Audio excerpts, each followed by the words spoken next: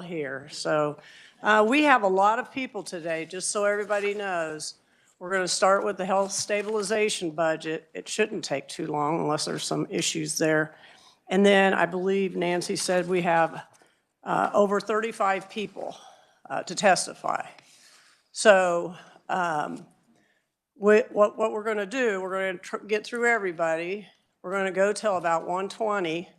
And then if we don't finish, we're going to come back here at 2:30. So what I would like for you to do, though, while you're waiting, is make sure your testimony is not more than 3 minutes long, okay? Please do not read your testimony, okay? Tell us what we need to know, what is in that paper that we need to know, and then we can go back. I say 3 minutes because some of you get real interesting about the 3-minute mark, and so I might let you go another minute or two. But if I tell you 5 minutes, you'll go 10. Got it? So with that, we will begin the hearing on the Health Stabilization Fund Board of Governors. We have Molly Pratt from the Kansas Research Department Budget Analysis.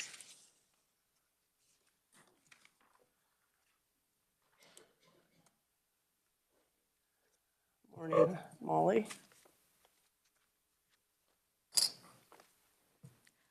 Hi, Madam Chair and members of the committee. My name is Molly Pratt, and I'm a fiscal analyst for the Legislative Research Department, and I will be presenting the budget analysis for the Healthcare Stabilization Fund Board of Governors. The Healthcare Stabilization Fund Board of Governors' mission is to administer the Healthcare Provider Insurance Availability Act. The act requires that all healthcare providers who have an active license to render professional services in Kansas purchase basic professional liability insurance with limits not less than $500,000 per claim, subject to not less than $1,500,000 annual aggregate coverage, and participate in funding the Healthcare Stabilization Fund via assessments, also known as premium surcharges. Each year, the Healthcare Stabilization Fund Board of Governors evaluates the actuarial analysis of accrued liabilities to determine appropriate surcharges to ensure sufficient assets are available to fund the accrued liabilities. The principal source of revenue for the agency is the premium surcharge assessed on each healthcare provider licensed to render services in Kansas. The 2023 legislature approved a budget of $40,197,000, all from special revenue funds, for the Healthcare Stabilization Fund for fiscal year 2024. No subsequent adjustments have been made to that amount. If you'll turn to page 3, you'll see a table breaking out the expenditures by category, as well as a chart detailing the expenditures from the Healthcare Stabilization Fund. The principal source of revenue is the premium surcharge assessed on each healthcare provider. Premium surcharge rates are determined by the Board of Governors. The 2021 legislature amended statutes to create 2 coverage level options rather than 3. The HCSF Board of Governors chose to offer only 1 coverage level for healthcare providers of $500,000, which resulted in reduced surcharge revenue in fiscal year 2022. The agency notes that an actuarial study predicts a reduction in surcharge revenue for several years, along with a reduction in the liability of the HCSF. On the next page, you'll see a bar graph detailing the revenues and transfers, as well as the ending balance. The Healthcare Stabilization Fund employs a conservative laddered investment strategy. Reserves are invested by the Pool Money Investment Board on behalf of the Board of Governors. The investment earnings are a significant source of supplemental income. The Chief Attorney for the Board of Governors maintains a contemporary accounting for settlements and jury awards that have been approved by the courts. This includes scheduled future payments attributable to settlements and jury awards in prior fiscal years. As such, the ending balance is often a reflection of pending claim payments at the conclusion of a particular month. On the next page, you'll find the analysis for fiscal year 2024. The agency requests a revised budget of $40.1 million, all from special revenue funds, for expenditures in fiscal year 2024. This is a decrease of $57,000, or 0.1% below the fiscal year 2024 approved amount. The revised estimate includes the following adjustment. The agency made adjustments to expenditures and salaries and wages of $57,000 or 0.1% below the FY 2024 approved amount. And the change is mainly attributable to a decrease in employer contributions for fringe benefits. The agency estimate also includes 21 FTE positions, which is the same as the approved number in fiscal year 2024. The governor concurs with the agency's revised estimate of $40.1 million, including 21 FTE positions in fiscal year 2024. Chairman McGinn, would you like me to move on to fiscal year 2025, or do you all have? Go ahead, please. Okay. The fiscal year 2025 analysis can be found on page 7. The agency requests $49 million, all from special revenue funds. This is an increase of $8.9 million, or 22.1% above the fiscal year 2024 revised request. The request includes the following adjustments, including $40 million, all from special revenue funds for the payment of medical malpractice claims. This is an increase of $9 million, or 29% above the fiscal year 2024 revised estimate for the payment of claims based on previous year's expenditures and the amount of claims that are coming through the courts or going through the court system right now. The agency's request of additional money is just partially offset by a decrease of $130,000, all from special revenue funds for all other adjustments. Notable adjustments include a decrease of approximately $112,000 in contractual services. This is primarily attributable to adjustments made within the program that oversees medical professional liability coverage. Also included in the request is an increase of $37,000 for salaries and wages, and this is due to an increase in pay of regular unclassified employees, as well as employer contributions to fringe benefits. Also included in the request is 21 FTE positions, which is the same as the fiscal year 2024 revised estimate. And the governor concurs with the agency's request of $49 million, including 21 FTE positions for fiscal year 2025. With that, I am happy to stand for questions. Okay. Thank you.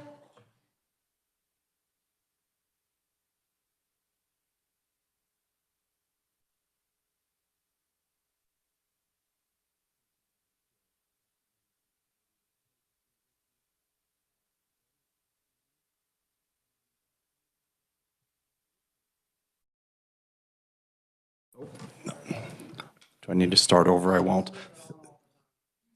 Thank you, Madam Chair. It's great to be with you this morning. In the interest of time, there's a little bit in my testimony regarding the history of the fund, and I'll leave that for you to take a look at your leisure. Currently, the stabilization fund provides coverage for 16,832 healthcare providers, and actually that changes daily, but that's 16 to 17,000 healthcare providers. Those are defined by state law, and we provide the second layer of coverage for medical malpractice coverage. Each provider is required to buy $500,000 on the open market, and then they obtain an additional $500,000 from the stabilization fund by paying a surcharge. Molly did a good job of letting you know the policy limits are $500,000 for the stabilization fund with 1.5 annual aggregate.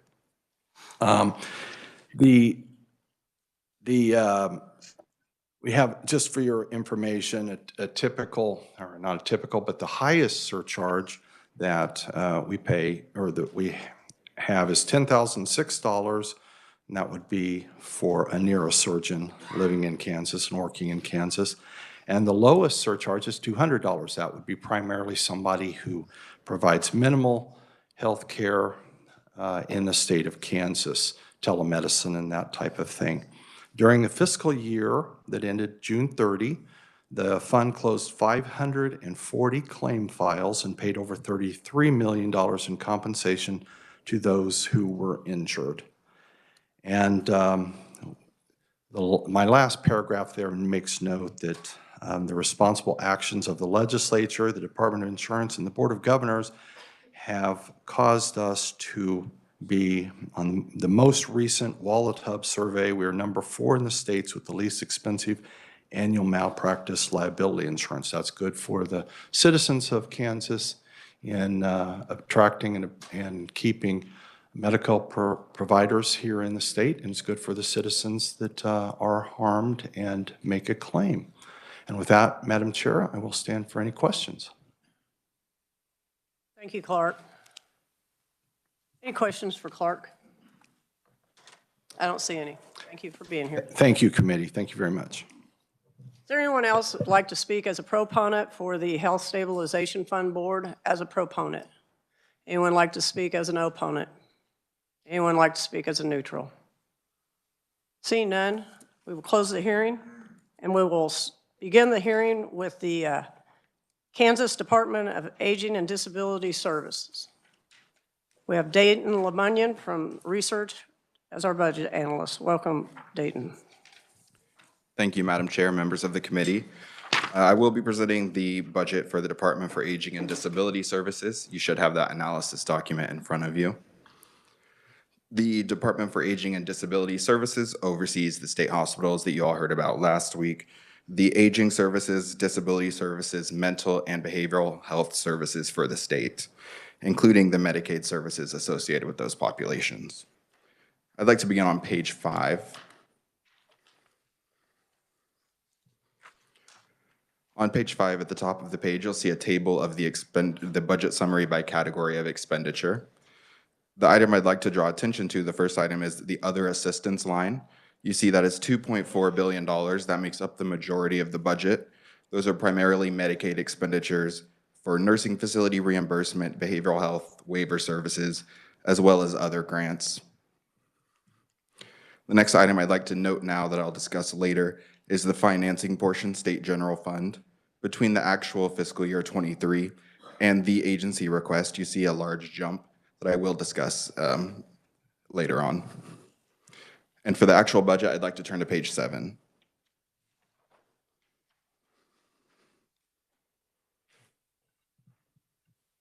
The first item that you see on page 7 is an SGF reappropriation. These are related to FMAP savings related to the HCBS waiver programs.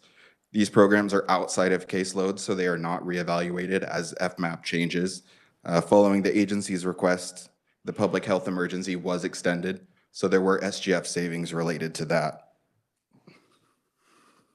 The agency will retain those expenditures or request to retain those SGF savings that they will use for other one-time projects. The next item, number 2, the agency reappropriated $41.6 million. These are related to the 10% HCBS FMAP bump. A condition of this funding is that they must spend them on programs to further develop the HCBS programs.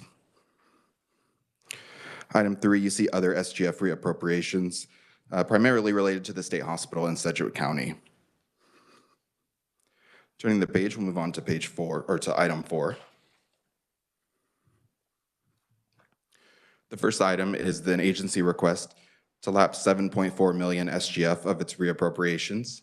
These are related to the CanCare caseloads and non-CanCare caseloads. These are reassessed every spring and fall. Item 5 is a request for $85,000. This is for the legislative pay plan that was implemented last year. Aside from enhancement requests, there are a number of other adjustments in the agency's budget. Item 6 is $15.5 million for rehabilitation and repair projects at the state hospitals. This was appropriated last year, but was unspent. And moving down to item 7, the agency's revised estimate includes $66 million, all from ARPA funds. This was distributed to the agency by the authority of the State Finance Council, and they have distributed these grants. You see a list of the projects there. The first project, $25 million for the state hospital, $12.7 million for a private psychiatric hospital in Olathe, and $15 million for the Wichita State and KU Health Science Center. Item 8 are $34.6 million in federal grants that were not budgeted for last year. And then the final item, item 9, is a transfer to the state hospitals for the 24/7 pay plan. Moving on to the next page.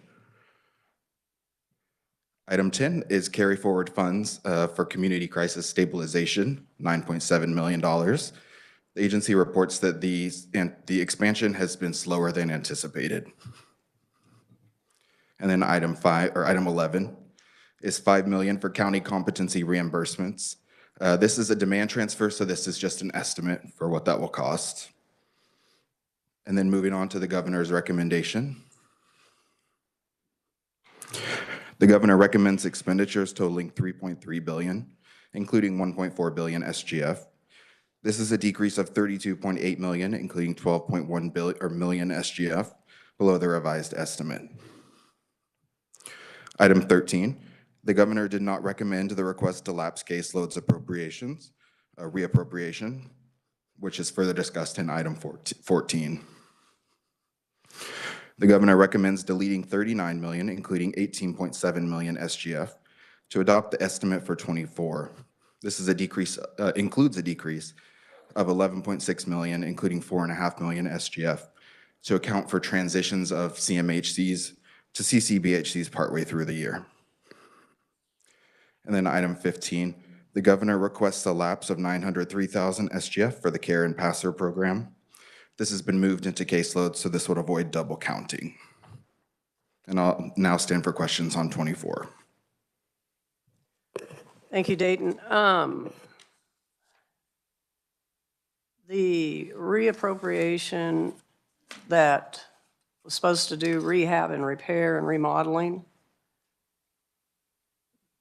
so they were unspent last year, so does that mean they didn't do any of the projects, or did they come in under budget, or? Some of those include the Biddle remodel, other projects that just didn't occur in the year, and so they carried forward, and they anticipate spending those this year.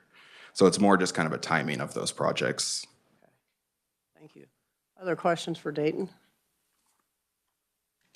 All right, I don't see any. We'll continue. Thank you, Madam Chair. I'd like to move on to page 11. I flagged earlier a change from 23 to 24 in the SGF expenditures. You can see the first column in this chart at the top of the page is the amount approved by last year's legislature, $2.8 billion. The agency only spent $2.6 billion, primarily due to those SGF savings for the waivers. And those amounts reappropriated, which inflates the fiscal year 2024 agency request and approved.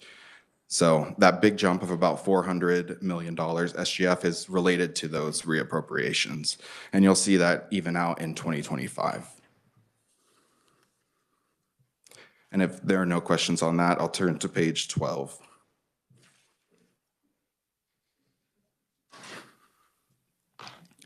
On page 12, you see the fiscal year 2025 agency analysis. The agency requests expenditures totaling $3.1 billion, including $1.3 billion SGF for 25. This is a decrease of $195 million, including a decrease of $129 million SGF below the request in 24. Since there are a number of enhancements, I'd like to kind of group them here and discuss them in more detail on a following page. So if you look at the subtotal for agency enhancements, the agency requests 122 all funds and 49.9 million SGF for 20 enhancement requests, which I will detail in a few moments. Items 5, 6, and 7 are expenditures in 24 that do not reoccur in 25. And item 8 is the 24/7 pay plan transfer, which will occur in 25. I would now like to turn to page 19.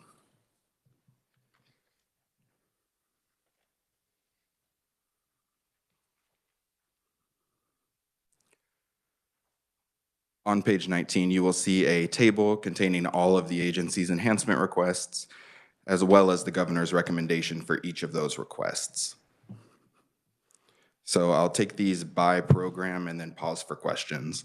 So the first is item 1 under fiscal year 2025, the community support waiver staffing.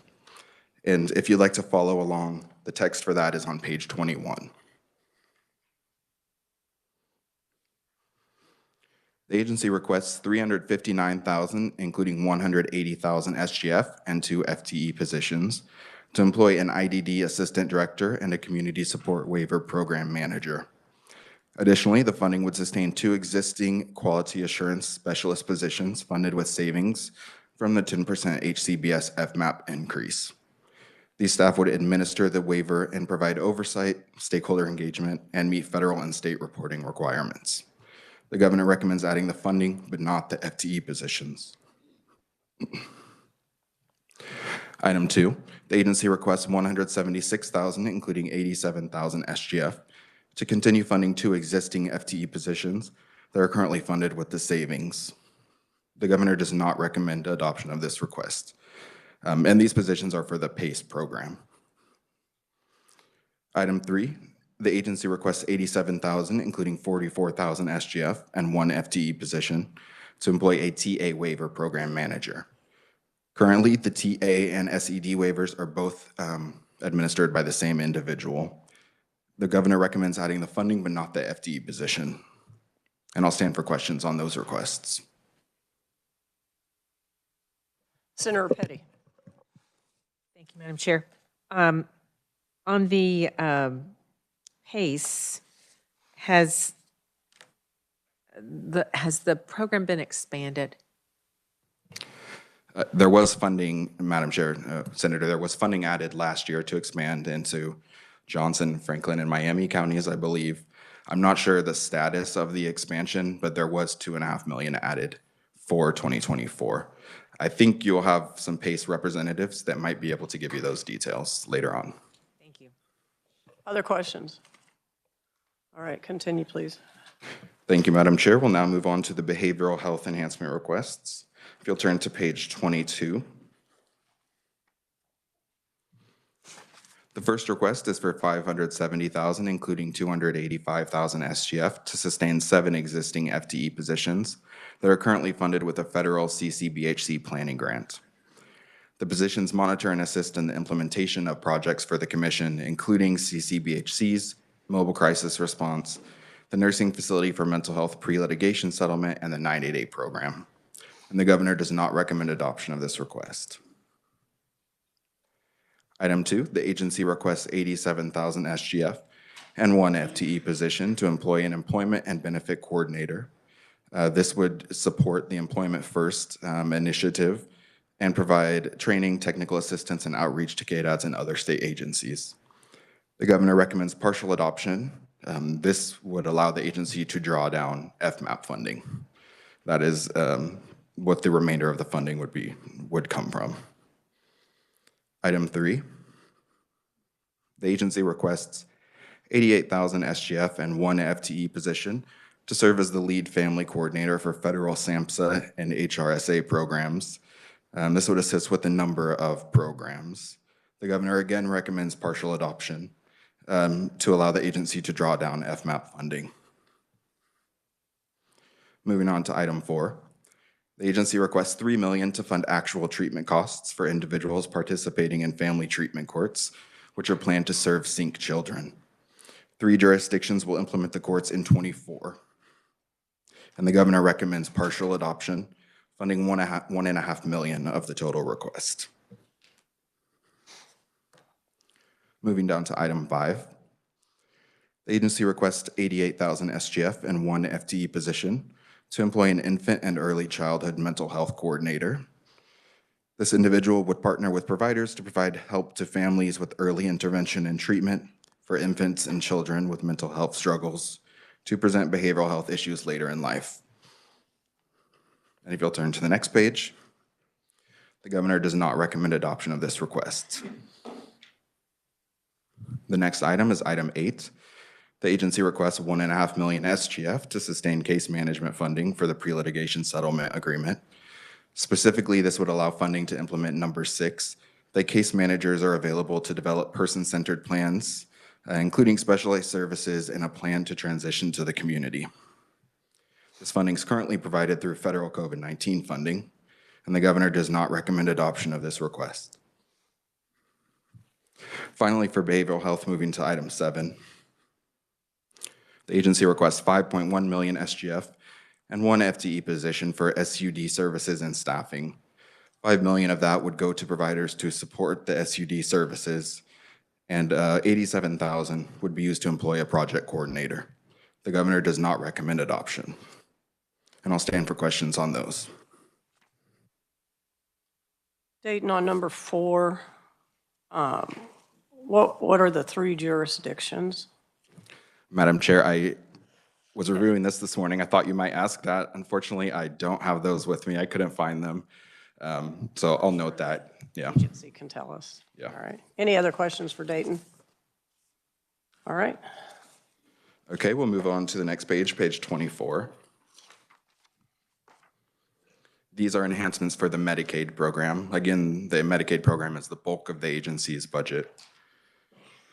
Item 1, the agency requests $7.8 million, including $3 million SGF, to add the assistive technology service to the comprehensive IDD waiver. This service is recommended for the community support waiver that the agency is in the process of developing, and the governor does not recommend adoption of this request. Item 2, the agency requests $9.5 million, including $3.7 million SGF, to add the cognitive support service to the PD waiver. This would assist individuals transitioning from the BI to the PD waiver to continue facilitating their rehabilitation. The governor does not recommend adoption of this request. Items 3 and items 4 are requests to add 500 additional slots each to the IDD and PD waiver. The governor did not recommend adoption in her initial budget. However, you should have a copy of the governor's budget amendment in front of you.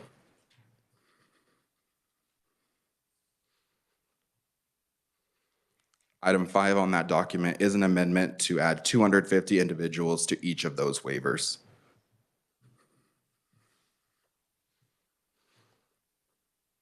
And if the Senate Ways and Means and House Appropriations Committee choose to adopt that, that would become part of the final budget. Moving on to page 25 and item 5. The agency requests $9.1 million, including $3.5 million SGF, to increase the specialized medical care T1000 rate. This would increase the rate from $47 an hour to $55 an hour. The governor does not recommend adoption of this request. And finally, item 6, the agency requests $29.9 million, including $11.5 million SGF, to increase the supported employment rate from $18 to $53. The governor recommends partial adoption, increasing it to $28. And I'll now stand for questions on the Medicaid program.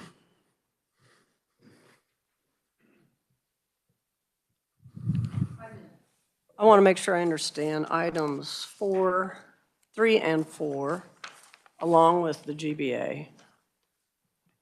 So it looks like the governor is putting in $8.8 million. Mm-hmm. And that, I haven't had a chance to read this yet, but, okay, so I see, she cut it in half. Yeah, yes, Madam Chair, that would fund half of the agency's request, so $250 for each. And that would be, for the IDD waiver, it's about 6.7 SGF. And for PD waiver, that's 2.2 SGF. Other questions for Dayton? All right.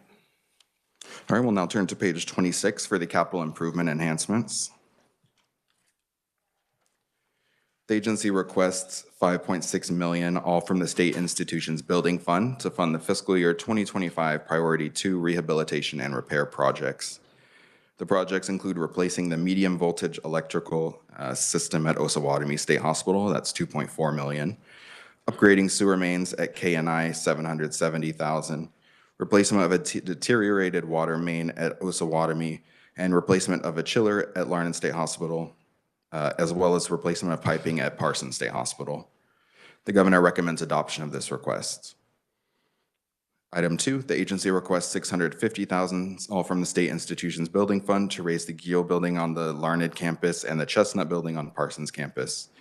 These would be the next oldest buildings in their 24/7 or in their 5-year plan. The governor recommends adding additional funding for a total of $3.2 million to complete all 9 projects in the raising projects in the 5-year improvement plan. Item 3, the agency requests $1.9 million SIBF to remodel the Cottonwood Recreation Building. The building includes patient recreation, including a library, television rooms, and a game area. The governor does not recommend adoption of this request. And finally, item 4, the agency requests $874,000 SIBF to remodel the special services building and an office area in the MICO house, both on Osh campus. On the next page, the project would allow utilization of the 3rd floor of the special services building and protect the IT and other programs in the special services building from water damage. Additionally, the project would expand office space at the MICO facility. The governor does not recommend adoption. And the Joint Committee on State Building Construction did concur with these requests, or with the governor recommendation. And I'm happy to stand for questions on those. Questions for Dayton? All right, I don't see any. All right, finally, on to page 28. The governor made a number of recommendations that were not agency requests. The first item is to adopt the fall consensus caseload estimate. That would add $30.3 million, including $15.8 million SGF. Item 2 is a lapse of the care and passer that you also saw in 2024. And moving on to item 3, the governor recommends adding $40.0 million SGF to provide grants to assist local governments in responding to and preventing housing insecurity in their communities. This funding is one-time and will be used to improve local infrastructure, and it would require dollar-for-dollar matching. Moving on to item 4, the governor recommends adding $120,000 SGF and 1 position to create the State Housing Supports Director, who would facilitate and oversee programs throughout the state. And finally, item 5, the governor recommends $690,000, all SGF, for a shoe and boot allowance that you heard from Deputy Secretary Bruner last week. And I'm happy to stand for questions on those. Questions? I don't see any, Dayton. All right, thank you. Okay, to accommodate some people's schedules, I'm going to have the department go here in just a little bit. I got to take care of a few. So first we have Representative Leah Howe, District 82.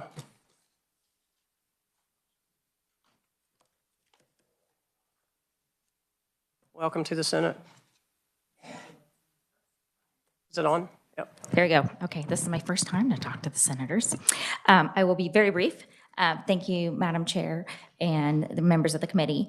I'm just going to briefly, you have my testimony, but I want to talk to you about the $40 million housing grant that the governor has placed in her recommended budget. And I just wanted to kind of give you a very brief background that a number of us, or quite a few of us from across the state, had sent a letter of request to the governor in December asking her to place a grant for homeless shelter infrastructure in her recommended budget earlier, or last December, I should say. And so we were very excited when we saw that the governor had included that in her budget as we had requested. But the governor had chosen to broaden the purpose of the grant to include housing, as it's called. And we all know that there is a definite need for housing across our state, and in particular low-income housing. However, we also know that the legislature has passed numerous other housing things through the last few sessions. And I think we also know that it was a challenge to probably have buy-in with a majority of our colleagues to pass both short and long-term housing for homeless at this time. So because of that, I have chosen to take the lead a bit on this issue and introduced HB 2723 in the House Welfare Reform Committee. And this is a balanced bill, or at least it seeks to be a balanced bill, to return the focus of this grant back to its original intent of the homeless shelter infrastructure. We all know that homelessness is a very complicated issue, but the need for shelter infrastructure in particular is a real challenge because there's a lack of funding sources for that particular part of the problem, and this is affecting many counties and cities across our state. So I have listened to testimony from many of these different counties and cities, and I don't think I've heard one that has enough shelter beds. So going back to HB 2723, I'll just say that this is one-time matching local dollar funding for homeless shelter infrastructure combined with grant applicants that are committed to collecting HMIS data, providing long-term wraparound services for Kansas residents, enforcing local encampment and vagrancy laws, along with a clawback commitment to the state. So I just wanted to encourage you, kind of let you know about some other things that were in process, and ask for your guys' support for the dollars and the original intent of the request of the letter to the governor. And with that, I will stand for questions. Thank you, Representative. Anybody have any questions? All right, I don't see any. There's certainly a lot of articles being written about homelessness all across the state, for sure. Thank you for your testimony. I have a question for the group that wants to speak first. Who is the lead on this group? Sarah Hart, where? I have a question for you. I know you have a meeting at 11:30. Is it possible that you can come back? Yeah, that would work better because we can fit you in. Okay, I think that would be better for us. All right, thank you. So now we will go back we have the Secretary, Secretary Laura Howard, Kansas Department of Aging and Disability Services. Welcome, Madam Secretary. Thank you, Madam Chair. I won't go through this entire packet. I think you all know us well as an agency, so I will try to be brief and concise as well. We appreciate the chance to talk with you about the budget today. Our testimony starts out just with some brief overviews of each of our commissions and some accomplishments of each of those. Just as I breeze through these, I just might mention a couple of those, and then I'll get right into the budget request. Within our Behavioral Health Services Commission, we're pleased with that we've continued our progress on the Certified Community Behavioral Health Clinics, with 21 of 26 having been certified. I'm on page 4 of my testimony, an additional 5 on target to be certified by July 1st. We've also made great progress as it relates to issues around mobile crisis, as well as crisis stabilization for IDD individuals. So really pleased with some grant programs there. I'll let you look at some of the other priorities within that commission. Within our home and community-based services area, where we manage 7 waivers, just on page 8, just a handful of accomplishments there. Dayton already alluded to the various work coming out of the 10% FMAP project. We continue to utilize those funds in advancement of the waivers, including the current waiting list project that's going on with the University of Kansas. Our team's always busy in terms of waiver renewals, autism and SED waiver renewals. We're starting the waiver renewal for the IDD waiver. And then probably one of the most significant bodies of work is the planning and implementation that's underway for the new community support waiver. And we have a task order out for a consultant to help us do that so that we can expedite the submission of that waiver to CMS. I'll say more about that on the budget side when we talk about some of the staffing and salaries requests.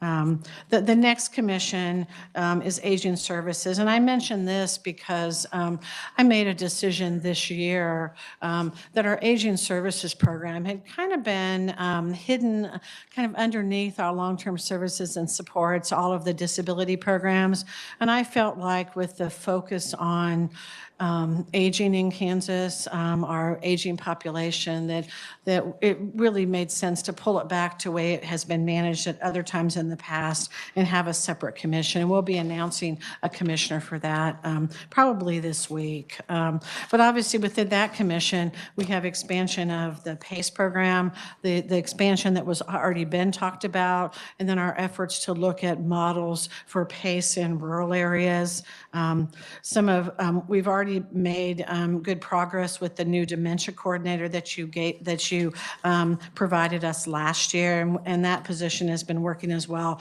with KDHE on a large grant that they received related to that. So again, a lot of things going on in aging services, including this month, the last nursing facility in receivership will go to a new buyer, and we will have no nursing facilities left in receivership of those 21. So again, you've talked about State Hospital Commission with those budgets, so I will skip over that primarily, except for just to say that obviously we're working hard on the new state hospital in South Central Kansas, announced site selection recently, and also continued work related to the community-based competency evaluation and restoration. I'll skip a number of these slides, pie charts over the coming pages, and I will have you go all the way over to page 29 and just get into the actual budget pieces. So FY24, as Dayton talked about, we certainly had adjustments related to CAN-care and non-CAN-care caseloads. And then in terms of an SGF change in the governor's budget, as with other agencies, the governor added back in the funding for the shortfall that was in the pay plan. That was about $86,000 for KDADs.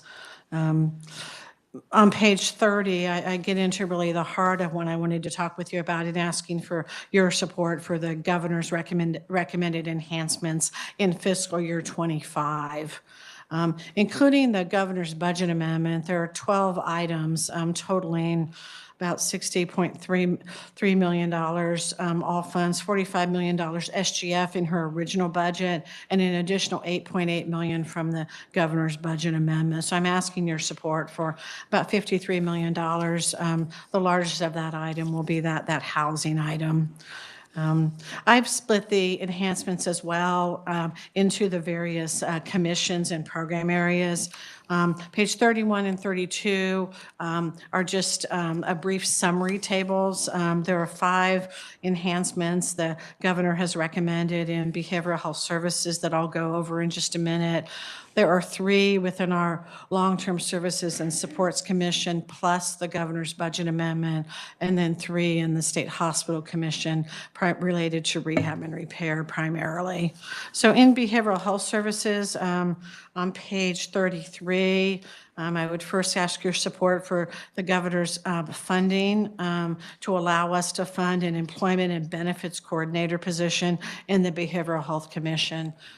This really helps to enhance our work in accordance with Employment First, really looking at strategies and models that allow individuals the option to find work. And so, again, being able to prioritize having staffing to put focus on the employment side. And a lot of this focus will be related to individuals exiting institutions. Those could be NFMHs or state hospitals. The second behavioral health services item is on page 34. This is also salary funding in terms of allowing us to hire a family coordinator position. We've had tremendous growth in our parent peer support program and also continue to apply for and garner additional federal grants that have helped to support youth leaders in Kansas, and also building up family supports for children with SED and children in need of care. I think one of the things we've become really aware of is all the coordination that really has to happen across systems with providers and MCOs, with DCF, and with various stakeholders. So again, this would allow us a family support coordinator supporting implementation stabilization of those programs. The third behavioral health services item, you heard Chief Justice Lukert speak about this in her State of the Judiciary. This was a judiciary initiative based on the success of the various kinds of specialized courts we already have in the state, substance use courts, veterans courts, to create specialized family treatment courts. And I'm on page 35 now, to serve children in need of care. And this would really focus on those children in need of care cases where there's primarily a parent substance use or co-occurring issue. In some cases, it might be a youth substance youth issue. There are a handful of other states that have been very successful in doing this, reducing the length of time in out-of-home placement or diverting out-of-home placement. I think you asked about the 3 jurisdictions earlier. The 3 pilot jurisdictions will be Cowley, Lyon, and Miami counties to begin that beginning in September of 2024. So again, the governor recommended $1.5 million in the KDAD's budget. That's in the KDAD's budget because we fund those substance abuse treatment dollars for a lot of venues, including, for example, like some of the DOC programs. So it can go into our existing funding model. And both KDAD's and DCF have been on the task force that the Chief Justice created to develop this. The fourth item within behavioral health services is the $40 million funding that you heard Representative Howell speak about. The focus of this one-time enhanced funding is on local homelessness infrastructure. The focus would be to have one-time funding to improve that local infrastructure. And there would be a requirement that there be dollar for dollar local matching funds. The ongoing operations of those facilities would be the responsibilities of local governments, faith-based or nonprofits after the grant ends. But as you heard, significant gaps in infrastructure. What the governor wants to ensure, though, is that there not just be a revolving door, but that the infrastructure that's funded intends to use models that are focused on connecting individuals with what it takes to then gain long-term housing stability. So not just cycling in and out of shelters. So in managing this, should this funding be approved, we would create an RFP that local governments could apply for with those kind of matching requirements and asking them to talk with us about the kind of model that they would be using in addressing those case management services and the kinds of things that Representative Howell talked about. As she indicated, a number of entities across the state requested this from the governor. There were at least 17 jurisdictions, a number of nonprofits that came together under the leadership of Sedgwick County and the city of Wichita to ask for this request. And then number 5 for behavioral health services on page 37 is funding of a housing supports director within KDADS. To have a position that really spends its time collaborating with government agencies, nonprofit organizations, other housing stakeholders. As you know, so often as we think about issues of homelessness, we have issues related to co-occurring issues, sometimes of mental health and addiction. We fund some supported housing projects in KDADS, but having a person in this role would allow us to be more active in some of the cross-jurisdiction and cross-agency coordination. So those are the behavioral health items, Madam Chair. I'm happy to continue to the next or pause if you have questions about those. Any questions for the secretary at this time? I don't see any. Go ahead and continue, please. Very good. Thank you. And I'm now on page 38. These are the enhancements related to the HCBS programs. The governor supported our request for about $180,000 from the general fund related to staffing for the community support waiver. This will be a brand-new waiver that will support individuals with IDD to achieve integration and inclusion by providing supports for those who may not need as comprehensive services as we have on the current waiver. It's a key strategy to help address the waiting list and to provide just a broader menus of services that don't include some of the day or residential supports, but include other important services for individuals who don't need that broad array. So again, we're excited about the work going on there and appreciative that she supported this funding.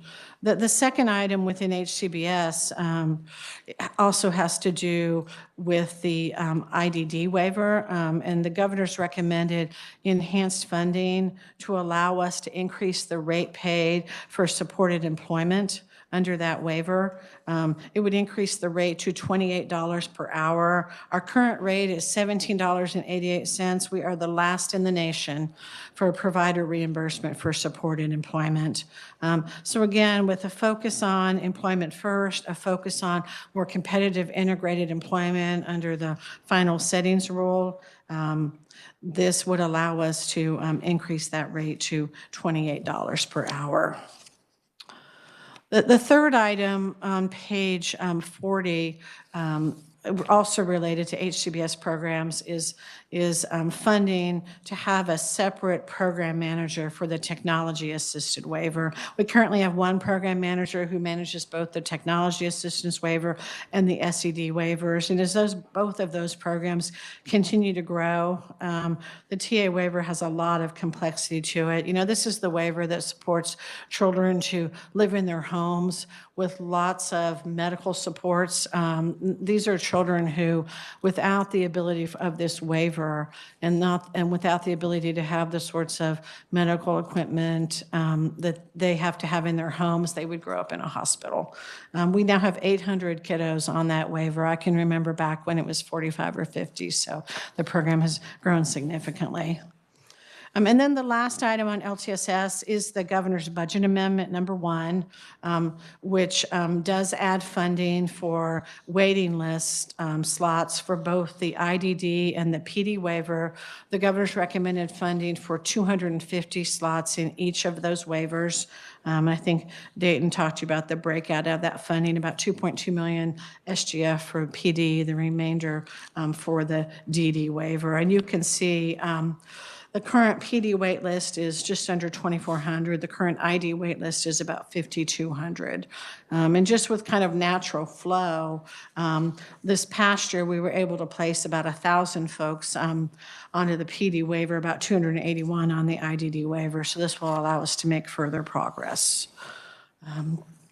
The last area, Madam Chair, is within the State Hospital Commission, and we get into the capital improvements. The governor did recommend enhanced funding of $5.6 million from SIBF to fund some of our second level priority rehab and repair projects. I think Dayton talked to you about the specific details, but I did want to point out that, you know, a huge chunk of this enhancement, not quite half of it though, would be for a major maintenance project to begin replacing the Osawatomie State Hospital medium voltage electrical system. This would be a first phase of that project. Its overall cost over the next couple years will actually be about $6 million. And then on page 43, the other thing the governor recommended was additional funding for raising. Now that we were successful in raising a couple of buildings at Osawatomie and actually doing that, we had recommended some funding to do 2 more. The governor just went ahead and put in funding for all of the remaining 9 buildings that have been identified for raising, and really thinking about that there could be cost savings maybe in doing some combined bids. You know, when we were trying to do some of the bids on the Osawatomie campus, but this was kind of probably during the worst of the pandemic and building issues. We had to go through a couple processes sometimes to get bids. So again, the governor has just approved funding for all of the 9 remaining buildings, again, looking at possibly combining those so we could possibly find some cost savings. I think you heard about the shoe and boot allowance from Scott in his budget. And then I just wanted to put in a plug, although I know you'll consider this separately, for the state employee pay plan, with making the 24/7 plan permanent, the 5% adjustment, and a market starting rate of no less than $15 an hour. That's really important for us at our state hospitals in particular. You have other pages that are caseload summaries, performance indicators. I will let you read those at your leisure, Madam Chair. I know you have a lot of folks to get through today. Thank you, Secretary. Questions for the Secretary at this point? Senator Erickson. Thank you, Madam Chair. Thank you, Madam Secretary, for being here.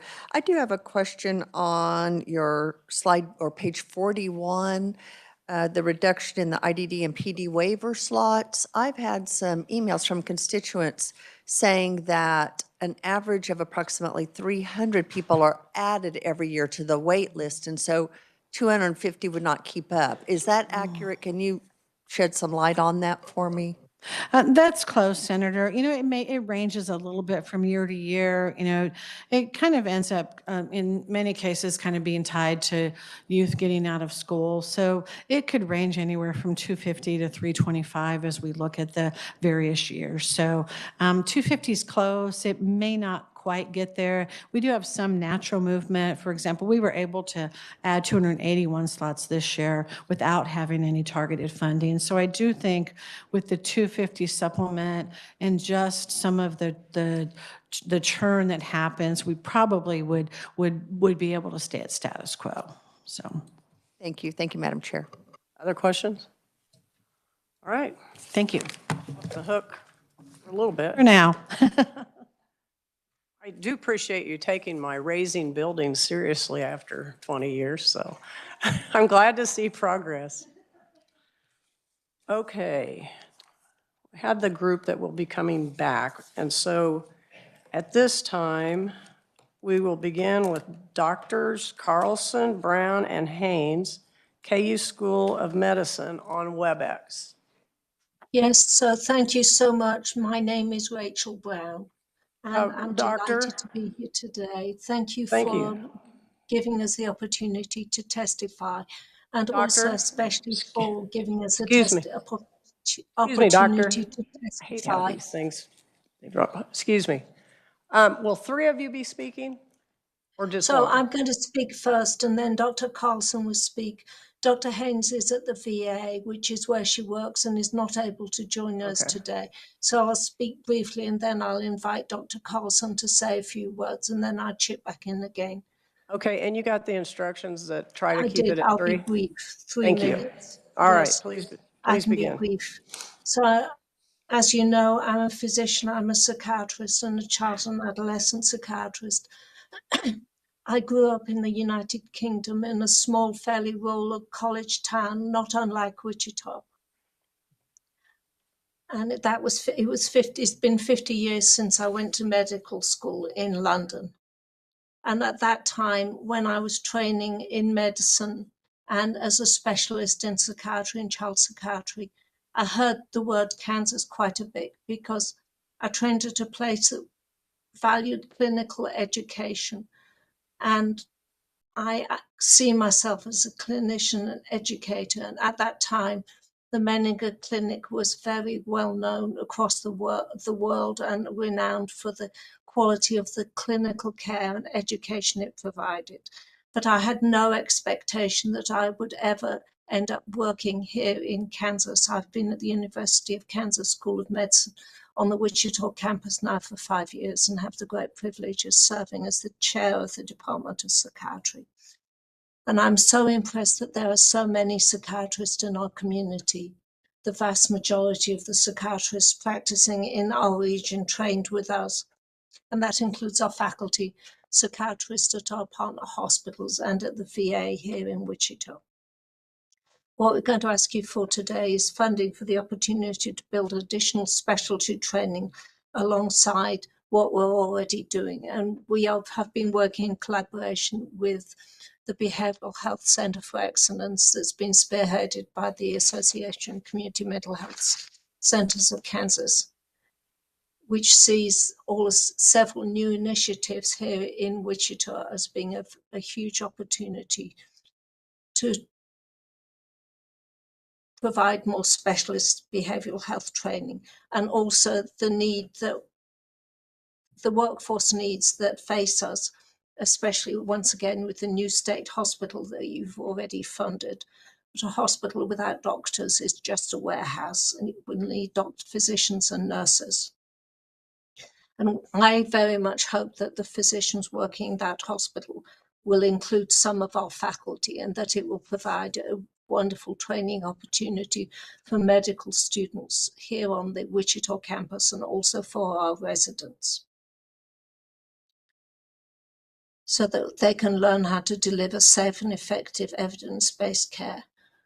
I just want to say just a quick word that I think you know, I'm sure you know this anyway, that treatment of mental illness relieves suffering, improves quality of life, both for the individual with the mental illness and also for their family and friends. It also allows people to complete their education, rejoin the workforce, and care for their families and become productive Kansas state citizens. So I'll step back now and hand it over to my wonderful colleague, Dr. Carlson, who's going to talk about our initiative for training more psychiatrists and child and adolescent psychiatrists here in Wichita. Thank you. Carlson. Thank you, Dr. Brown. Senator McGinn and members of the committee, I'm Dr. Cassie Carlson. I'm the program director of the Child and Adolescent Psychiatry Fellowship Program at KU here in Wichita. I appreciate the opportunity to speak to you today on the topic of child and adolescent mental health in the state of Kansas and as part of the proposed Behavioral Health Center of Excellence. As a physician who's board certified in general psychiatry, child and adolescent psychiatry, and neuropsychiatry, it is an honor to speak to you about a topic I am passionate about. But I'm probably most excited to speak to you today as a fellow Kansan. I grew up on what is now a 6th-generation family farm in Harper County. And this is relevant because I think it really guides me on how I think about problems and solutions. I had a grandfather who would say we needed to leave things better than we found them. The idea that we're stewards of the land and it's our responsibility to build something for the next generation. And that's the opportunity and responsibility we all have today when it comes to meeting the mental health needs of youth in the state of Kansas. 2 years ago, I had the opportunity to return to Kansas to build something too. I'd spent the previous 8 years at Indiana University, which is the largest medical school in the country, where I also served as the program director for child and adolescent psychiatry. When I learned that the University of Kansas in Wichita was hoping to start a new child and adolescent psychiatry fellowship, a program that trains physicians to become experts in child and adolescent mental health, I was eager to be part of it. I'm proud to report that with philanthropic support of many individuals, organizations, and even the city and county, we welcomed our first class of 3 fellows in child and adolescent psychiatry this past July, a timeline that was way ahead of schedule. Now, this is a big accomplishment, and in Kansas, we're pretty darn competitive. I work at KU, I bleed purple, and I watch the same football game that I think many of you did last night. But we're not winning any national championships in child mental health in this state. And that doesn't have to be the case. But in a recent survey with Mental Health America in 2023, Kansas was last among all states in terms of meeting mental health needs. One of the biggest issues identified was the workforce challenges. Right now, it's estimated that Kansas needs 400 child and adolescent psychiatrists to meet the needs of the youth in our state. We have fewer than 70, and all but a dozen serve the northeast corner of the state. There are many, many children in the state of Kansas who will never receive the mental health care that they deserve, and never receive care from the most highly trained specialists. We know the number of kids who need these services is going up. Youth in Kansas are battling serious mental health issues at an alarming rate. In the most recent 2023 Kansas Communities That Care survey, 1 in 5 people in Kansas, 1 in 5 children in Kansas meet criteria for a mental health diagnosis. A third of those kids reported depression that affected their ability to do their usual activities in the last 12 months.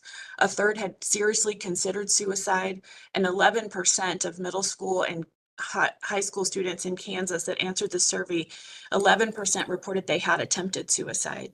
So if we want child and adolescent psychiatrists practicing in our state and delivering the highest level of care to kids, we really need to train them here. Currently, Child and Adolescent Psychiatry Fellowship is a 2-year program, which you enter after completing 3 to 4 years of general child psychiatry training. And while the opportunity to recruit them to Kansas in a fellowship is great, it's even better if you can recruit them right out of medical school. The ACGME, which is the accrediting and oversight body for graduate medical education, allows programs to develop an integrated child and adolescent psychiatry track where medical students enter their residency program with early exposure and training in child and adolescent psychiatry. And our proposal is to fund a child and adolescent psychiatry integrated track with 3 residents per year in a 5-year program. Training them right here in Wichita is the only way to build our workforce. Evidence shows us that physicians across all specialties tend to take their first jobs where they train. And prior to this, anyone who wanted to become a child and adolescent psychiatrist had to leave Wichita and often had to leave the state. This problem. Dr. Carlson? Yeah. I need you to wrap it up, please. Yep, absolutely, absolutely. So a center of excellence implies we're planning to build the best and that we're prepared to offer state-of-the-art evidence-based psychiatric care. Our youth deserve this from us, and part of that promise is allowing them the opportunity to be evaluated and treated by physicians who specialize in child and adolescent psychiatry. Thank you. I'm available for any questions. All right, thank you. Any questions from the committee? All right, I don't see any. Thank you for testifying today. And then the other program I wanted to quickly mention is the second sheet, which talks about addiction medicine training for physicians. As you all know, the opioid crisis and the crisis in substance use disorders continues, and it particularly impacts Sedgwick County. Patients struggle to get evidence-based treatment, including medication-assisted treatment. An addictions medicine fellowship is a 1-year program that physicians who have from any specialty can join and learn about state-of-the-art full-time clinical care of individuals with substance use disorders, so that they can take those skills back to their own clinics, their own hospitals, and their own specialties, and implement those practices to help patients no matter where they present, whether they present in the emergency room, prenatal care, and psychiatric care, in outpatient treatment. Okay, thank you. Senator Petty. Thank you, Madam Chair. So as I'm looking at the printed material we have, so Dr. Carlson, you're talking about, are you both expanded about an annual cost at full resident capacity, which is 15 residents. So that would be a $5 million a year ask. Is this correct? Correct. So that's the integrated combined program would be $5 million. Much of the cost is, some of the cost is in the salaries for the fellows, but much of the cost is in the faculty costs. Medicine is an apprenticeship kind of model. You learn it and then you teach it to the next generation and help them up to the level that you're at. And physicians are expensive, and psychiatrists who are physicians with many years of additional specialty training are also expensive. And then the second ask on here. We have another question. We have another question. And then the second ask is the addiction medicine training for physicians, and that's an annual cost in there for 1.1 million. Thank you very much. Yes, sure. Right. Thank you. Thank you. All right. Thank you. Next, we have Roxy Holland and Sheila Brines. Thank you so much for. Thank you. Welcome. Thank you. You'll find I'm not an elegant, speaker as the ones before me. All right. Well, take a deep breath. And then also, is your light, Yes, it's on. it's not red. Okay. Trying to stay away. Last time I was on the speaker, I'm like, boom, boom, boom. You're doing great. Okay, thank you. That's my daughter, Sheila. I can't bring her up here because she'll talk. If I talk, she talks, and she won't quit, and I can't concentrate. So anyway, thank you so much for hearing me today. This is about jobs and workshops. A little bit about her background. She was born deafblind, but she did have enough vision that she could learn sign language. So when she was 11, she had eye surgery. And she lost her vision overnight. I hope my 3 minutes isn't too much crying. I'm so sorry. So anyway, she lost her vision overnight. So she went into a deep depression for 2 years. When she was able to go back to school, she was at school for the deaf. And they figured out real quick, they did not know how to teach a blind person. So they moved her to the school for the blind. Well, the school for the blind didn't know how to talk to deaf people. So therefore, she lost a lot of her communication skills. So anyway, I'm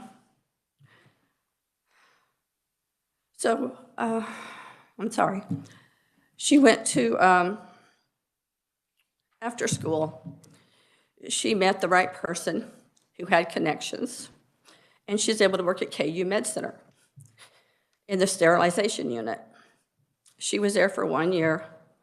She worked 5 days a week, 40 hours a week, and that's a lot for her, but she did it. And Helen Keller called us and said they would like her to go to New York for some training. So we jumped at that chance.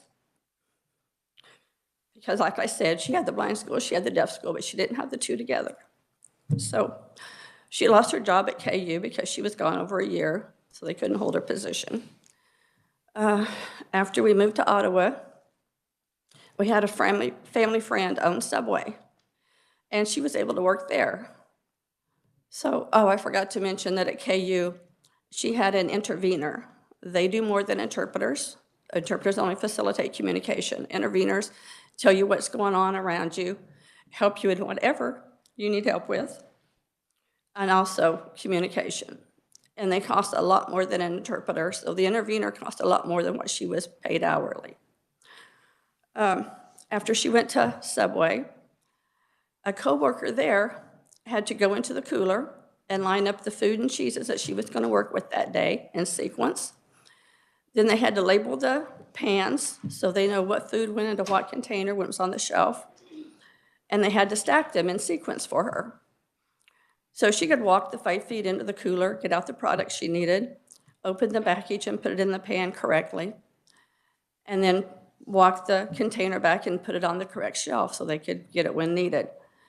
So at both these jobs, she had to have help. She could not do it completely on her own. But Subway, it only took 2 hours to do that particular job for her. So she went to the workshop at COF to subsidize her income. And the people at COF have unique needs, and the workshop is able to understand those needs and meet them. So Sheila felt very comfortable there.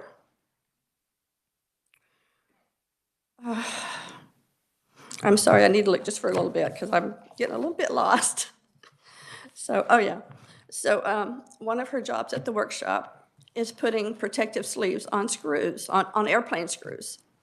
And this is particularly important to her because me, my mother, and my sister-in-law all worked on airplanes. So for her to get to do something with an airplane is important to her. Another one of her jobs is folding boxes and putting inserts in them for different computer parts. And that's important because her dad works with computers. So anyway, so as you make your decision today, please consider the amount of support needed for long-term employment for these individuals. And please help those like her to maintain their livelihood and to be a productive part of our society. I'm so sorry. But thank you for your time. Okay.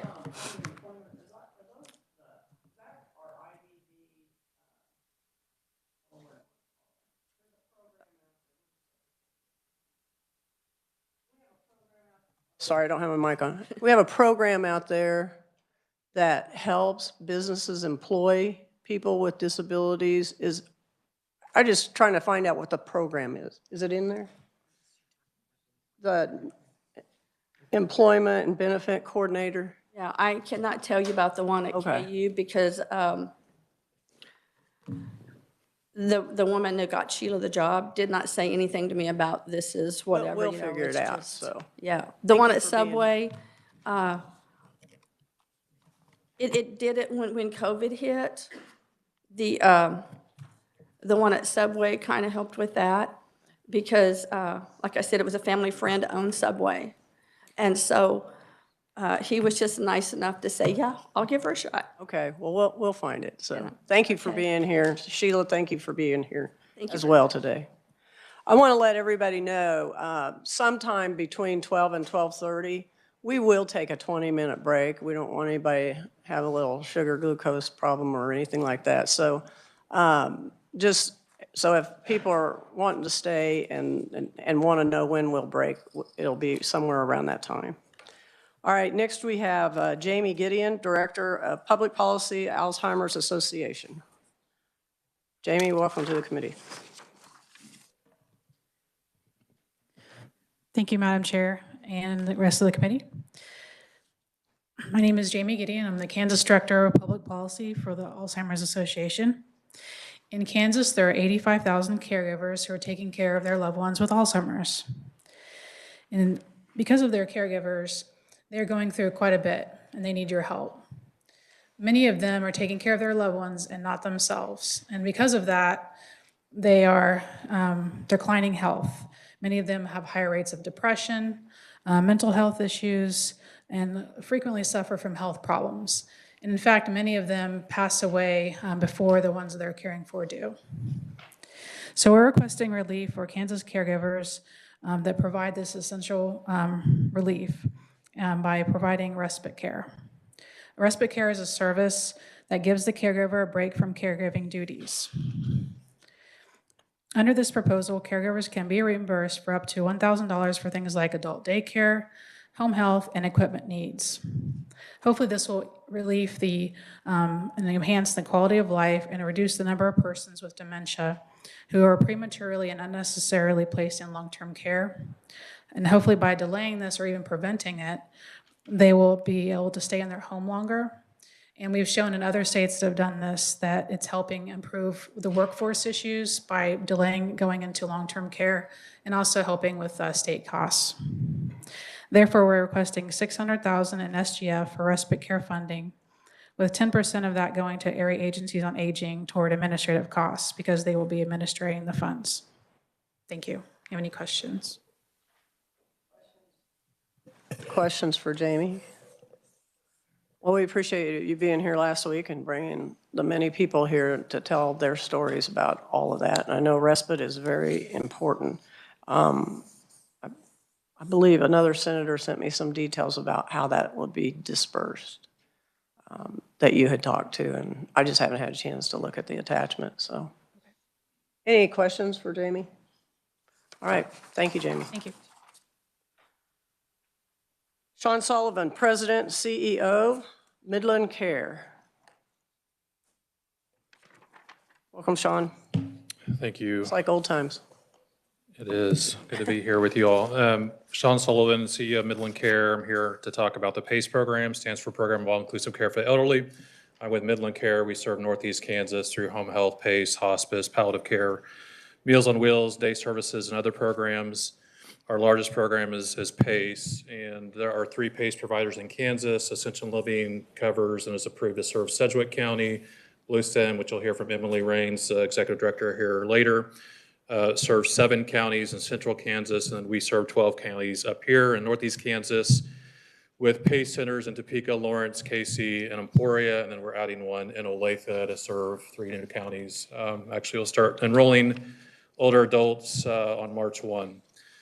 We all, the 3 of us, to answer Senator Petty's question earlier, seeing a significant growth in our PACE program. Speaking for my own, we've seen 86% growth in our enrollment since the pandemic began, about 18 to 20% a year. This demonstrates the fact that people want to stay at home if they can, with our support, and the PACE program helps them to do that. I will skip over the PACE 101 of what PACE is. I think you all have heard in the previous years a little bit about the program, but in short, it is a comprehensive set of services through Medicaid and Medicare that does our best and does its best to wrap services around the people we serve who are 55 and older and need nursing home care. So we take care of very frail, complex, older adults and try to serve them our best in the community and do everything to help that happen. So the services we provide through the PACE program are primary care, preventative care, medications, therapy, home care, transportation, social services, meals, et cetera. And those are primarily provided by our in-house interdisciplinary team employed by the PACE provider. The services that we don't provide are acute care, nursing home care, and specialists, which we contract out to an outside network. All those things work together, and we're able to keep about 95% of the people we serve at home, reduce hospitalizations, increase quality of life, and all that. It's a wonderful program. Our request is around Medicaid funding that we ask consideration of by the committee. PACE is funded by both Medicaid and Medicare. We receive a capitated rate. So we get a capitated rate or a set rate from Medicare and a set rate from Medicaid, from CanCare. That amount per month does not go up or down based on whether the person's in a hospital, in a nursing home, at home, how many medications they get, whether that's 20 or 1. It's just all one rate. We combine that and use that how we need to. In Kansas, for the last 12, 13 years, the Medicaid rate has been set for the PACE programs based on what's called an AWOP, or amount otherwise paid.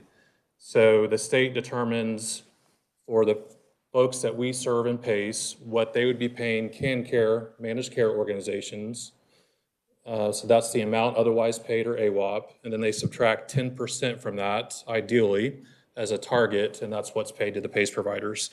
Currently, we've fallen behind on that, and the 3 rate cells were paid are anywhere between 77 and 85% of the AWOP instead of 90%. So we're requesting to go to 90%. It's one of the byproducts of the governor, the legislature, and others increasing the rates paid to nursing homes, HCBS, and other providers over the last couple of years, and needed to do that is the downstream effect is for folks like PACE providers in the PACE program. So our request is to go to 90% of the amount otherwise would have been paid if our people were not served by PACE. And that estimate to do that, to go to 90%, would be $4.9 million all funds, $1.9 million state general fund. I will say as a caveat that that is an internal estimate by the 3 PACE programs, applying how many people we currently serve as of December 1st and applying the FMAP percentage to that appropriately, and does not, I don't believe, account for any growth that are in the caseloads, so that have to be updated. So happy to answer any questions. This is a wonderful program that serves a lot of complex people, and we as the 3 providers and system are very appreciative of both KDADS and you all as the legislature for your support over the years to help us expand the program and to improve it and to serve more people through it. So thank you. Thank you, Sean. Questions for Sean? Senator Petty. Thank you, Madam Chair. Thanks, Sean. So the ask is to bring that, in the case of the Medicaid and Medicare eligible 55 to 74, that's now at a rate of 85.2, bring that to 90. Correct. Each one of those, and then the other 2 categories, bring those each to 90%. So when we're looking at this, you said that's at 4.9 million all funds with a 1.9 SGF. We're not talking about a one time. This would be continual. This is recurring and would increase depending on the number of people being served. Yes, you are correct. So the 1.9 would be to SGF would bring it up for fiscal year 25. And then, well, I mean, the appropriation would have to increase every year. It doesn't, it's not automatically assumed. There's an automatic rate increase through caseload. So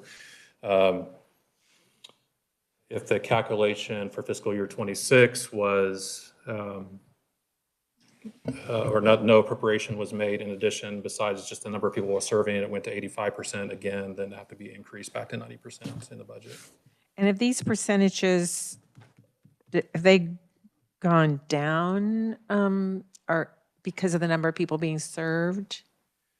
It's more, again, downstream effect that we do most everything in-house by the number of staff that we have. We provide our own physicians, nurse practitioners, social workers, nurses' aides, et cetera. But there are a number of people that we have that go to nursing homes, that go to hospitals. So when their rates increase, and nursing homes rates have increased significantly over the last 2 to 3 years, what we're paying out to them increases from $200 to $300, $320 per day, and that is a significant impact, even if we only have 5% of our folks that we serve in nursing homes. So it's taking all those things into calculation. So PACE is still serving people who go into a nursing home? Correct. We are not allowed, nor would we want to disenroll them from the program. So that is essentially our financial incentive to keep them at home and to do a good job Right. where they want to be. All right, thank you. Other questions? Don't see any. Thank you, Sean. Thank you. Matt Johnston, Maximum Healthcare, WebEx. Can everyone hear me? Yes, we can. Welcome. All right, great. Well, I hope everyone's having a great Monday. I'll start by saying go Chiefs. Senator Petty, I love your jacket. Looking great. I do want to draw the committee's attention to item number 5 on the Medicaid enhancement recommended by KDADS. I think Dayton said it was on page 25. That's some of the things I'll be speaking of on top of the testimony that I've written. So, Madam Chair and the committee members, thank you for the time to speak today. My name is Matt Johnston. I'm the Director of Business Operations for Maximum Healthcare Services. We're a home and community-based service provider in the state of Kansas that focuses on specialized medical care through the IDD and TA waivers. This service provides in-home nursing by an RN and LPN for the most severely injured and chronically ill patients in our communities. I'm here to ask the committee to increase the current reimbursement rate from $47 per hour to $55 per hour. This program is vital to help Kansas thrive in the community. $47 is reflective of what we advocated for back in 2017 and 2018. And with the obvious changes over the past 6 years, this rate is no longer sufficient to recruit, train, and retain employees to provide this level of care.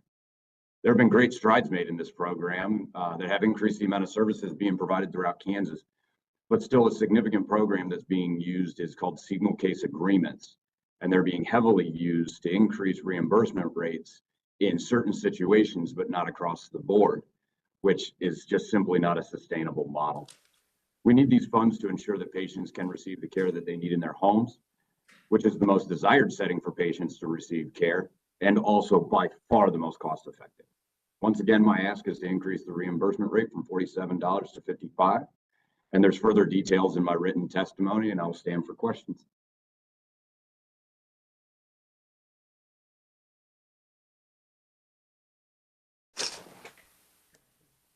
Okay. All right. So any questions for Matt? All right, I don't see any. Thank you, Matt. Next, we have Ryan Beatty, Sedgwick County Board of Commissioners. Welcome to the committee. Thank you, Madam Chair, committee members. I appreciate the opportunity to share. Again, for the record, my name is Ryan Beatty. I'm the chairman of the Sedgwick County Board of County Commission.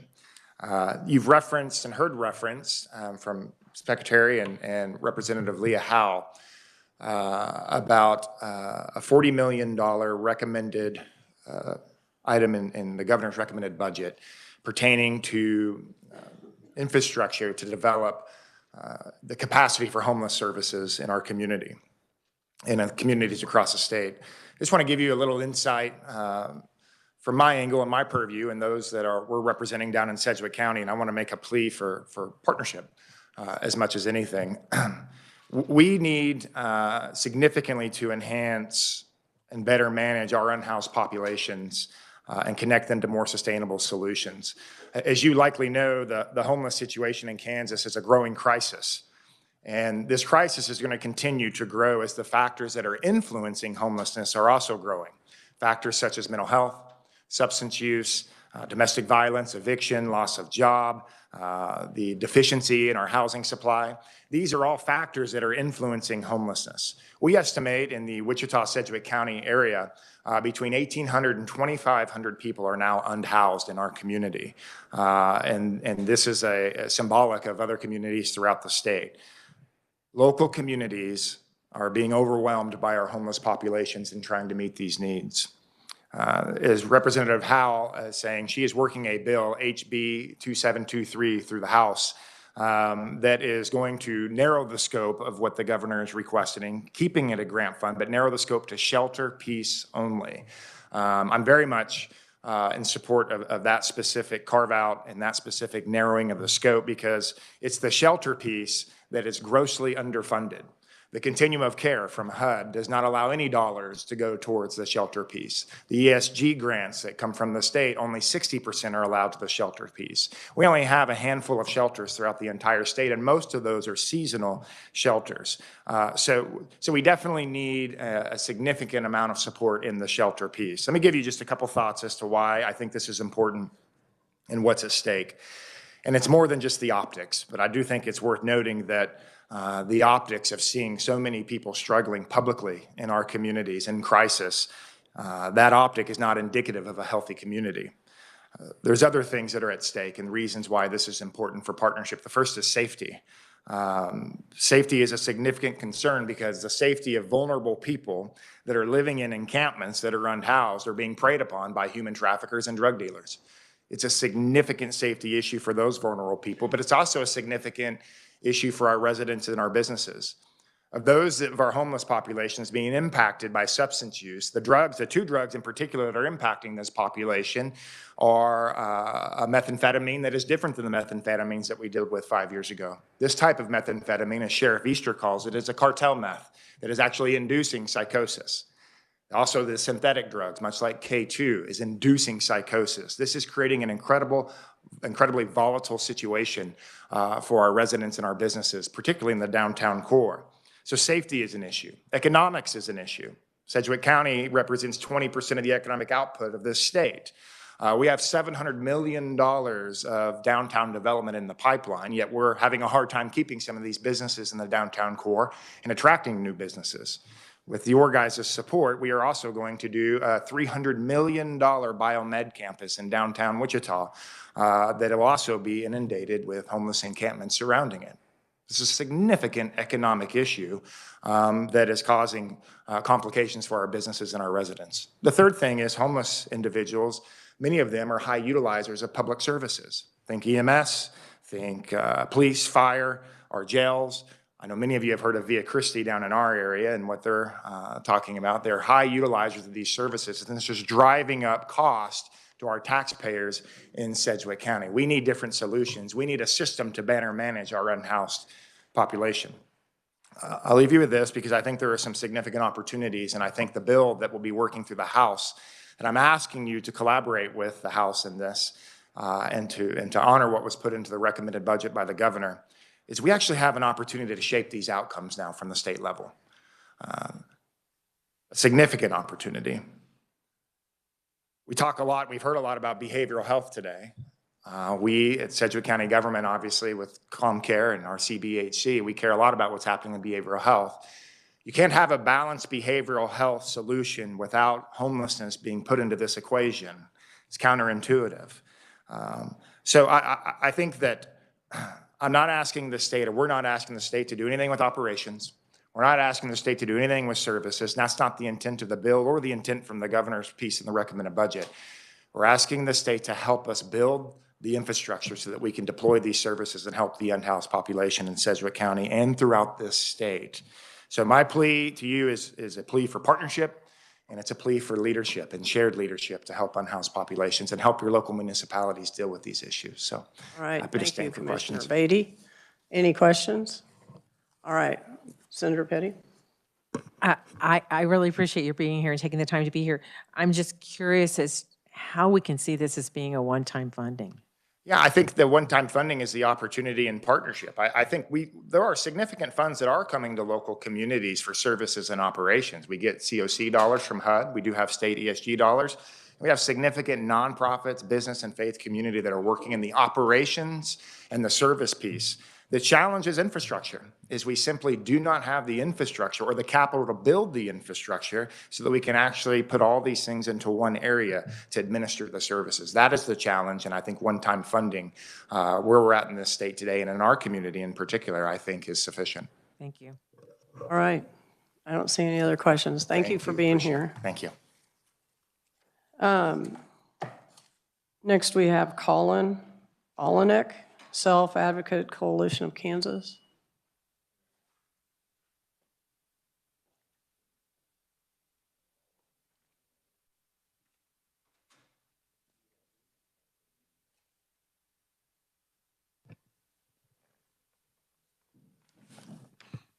I think there's a way to put that down. Yeah. There we go. Oh, okay. Can y'all hear me? Yes, we can. All right, good.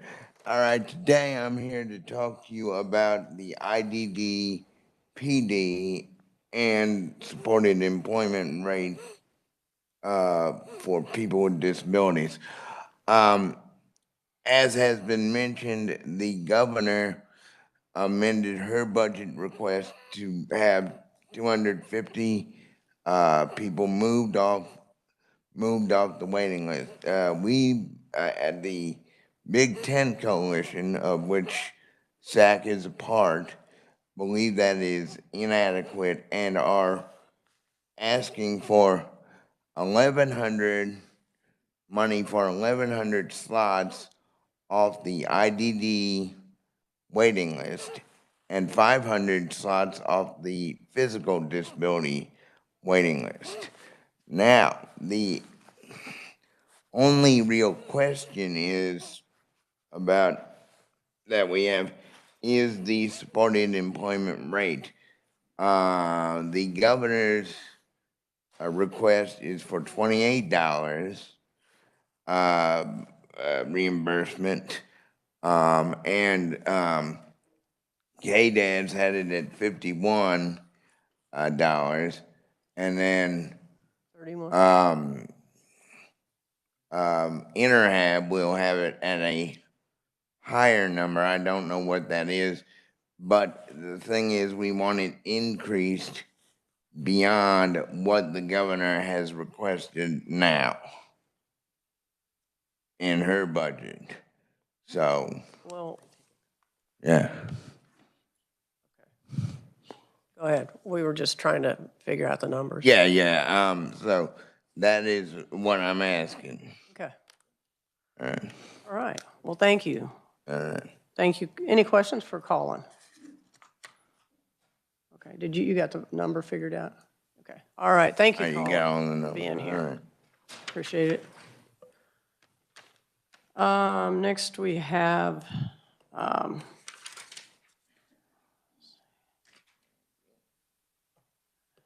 Andy Hoffman, Envision. Thank you for adjusting the microphone.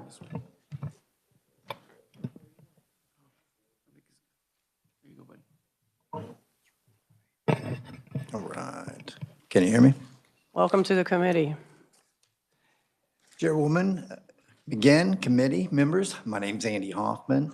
I proudly serve as the supervisor at Envision's Contact Center in Wichita. I have been blind most of my last 30 years of my life, and with this, I understand the challenges needed that people face looking for employment and independence in a world primarily designed for the sighted. My career path has not always been straightforward. At a young age, I started losing my vision, and I was faced with the uncertainty of not only my future, but job prospects. Despite this, I was able to secure a job at T-Mobile, where I was successfully employed for 10 years until they changed their software. The software was not accessible to me. T-Mobile was not able to make the changes I needed to continue my employment, therefore let me go. This is at a pivotal time in my life. I was introduced to Envision. I was able to learn about what they did and all the lives that they change, whether it's low vision or people from all walks of life. Envision recognized my capabilities, provided comprehensive training and enabled me to move to a leadership role that I'm in today. Here, I'm able to pay it forward, but also guide others into their career path and help them be successful. Envision is more than just employment. It's a nexus of opportunity and determination, pioneering training programs in fields such as culinary arts, cybersecurity, and digital skills for people with vision impairments. Through the Workforce Innovation Center, the Envision Low Vision Rehabilitation Clinic, and other services, Envision's able to create a pathway to meaningful careers with competitive pay to those willing to learn and grow.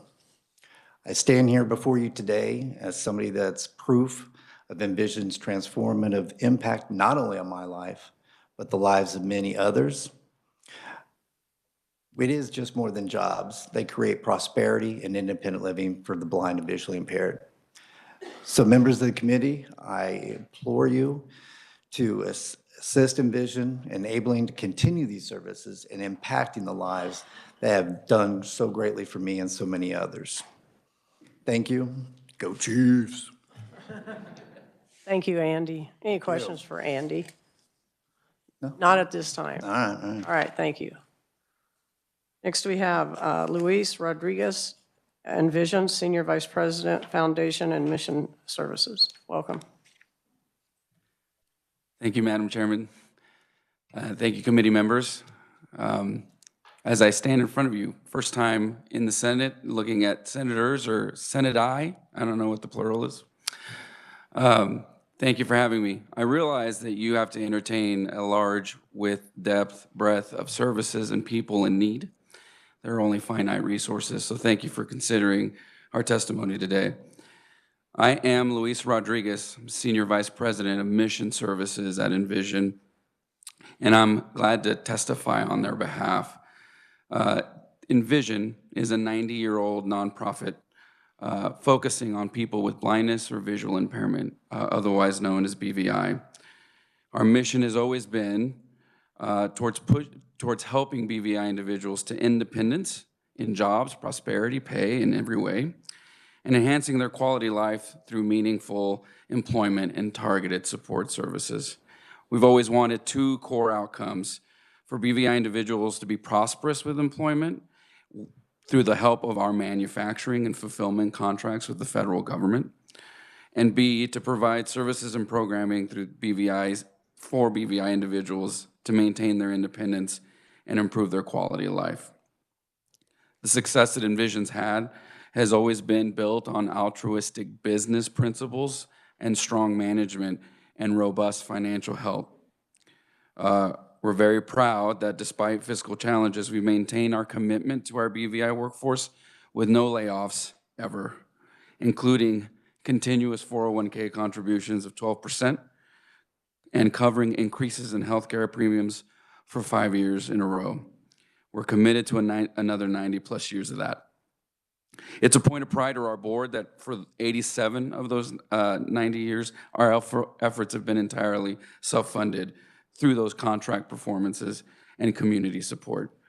However, in recent years, the pressures of the continuing resolutions and budget discourse of the federal government have impacted Envision's ability to do that in self-funding ways, along with nonprofit giving trends. I'm here to help ask this committee to consider a $600,000 allocation to help us continue to deliver these programs through our Envision Rehabilitation Clinic and our Workforce Innovation Center.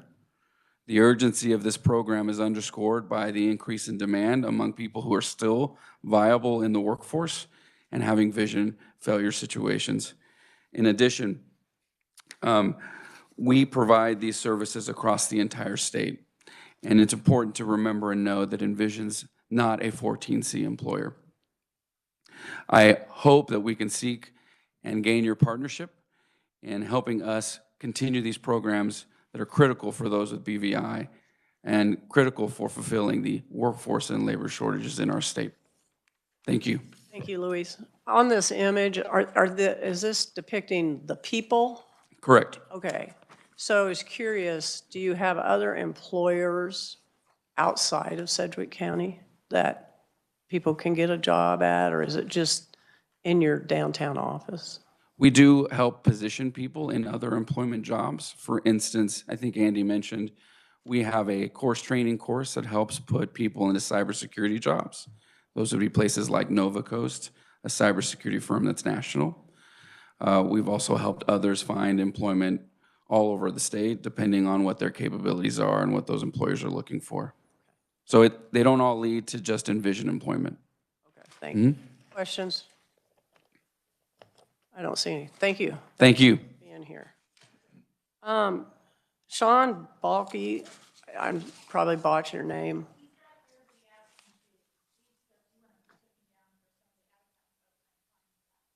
He's got what? He can't be here. Oh, okay. But he asked me to give his comments. Do you want me to do that now or? I'm trying to figure out when to take a break here, so yeah, go ahead. Let's do it now. So we get to see you twice? You do. All right. All right.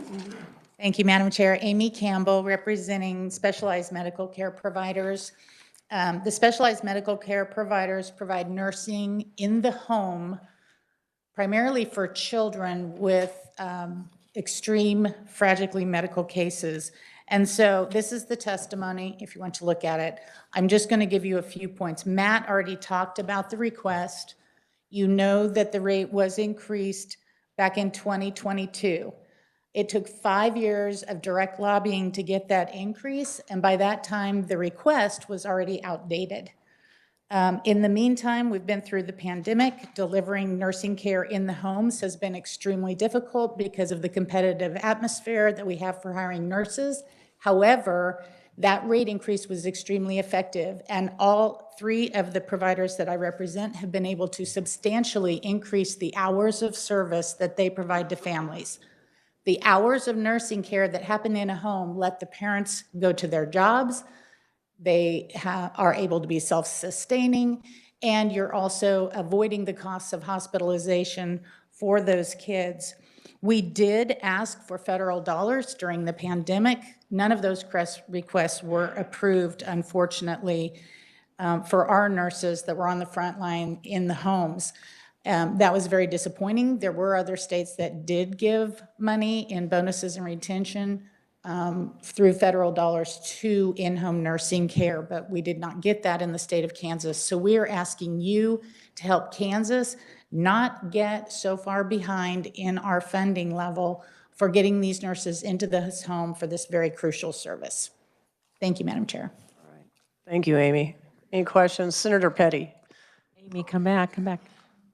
So, Amy, didn't we increase this last year? It was 2022 when you approved the increase.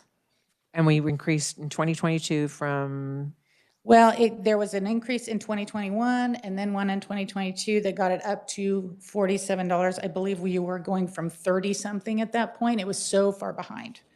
And I hate to interrupt, sorry, Amy, just to help out. We increased from $31 an hour to $42 an hour and 42 to 47 in the subsequent year. Thank you. And so now at the 47, I mean, I don't have the comparisons here, but how do we now compare with our neighboring states? So if you look at Matt's testimony on page 2, there are some of the surrounding states numbers. However, I'm under the understanding that we actually, 2 of those are considering additional increases right now.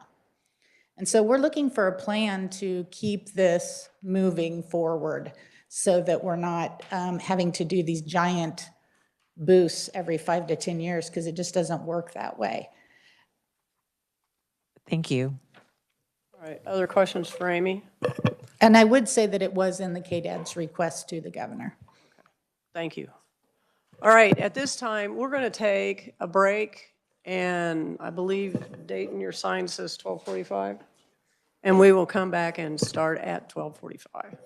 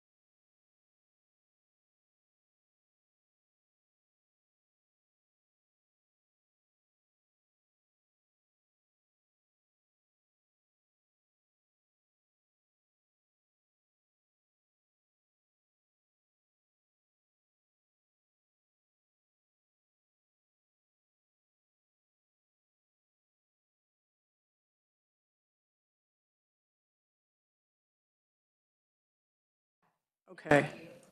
I think we'll start with you guys. So, is everybody going to say something different? Same thing? Okay. And are we able to kind of meet that requirement? Yes. Time requirement? Okay. All right, well, let's get started then.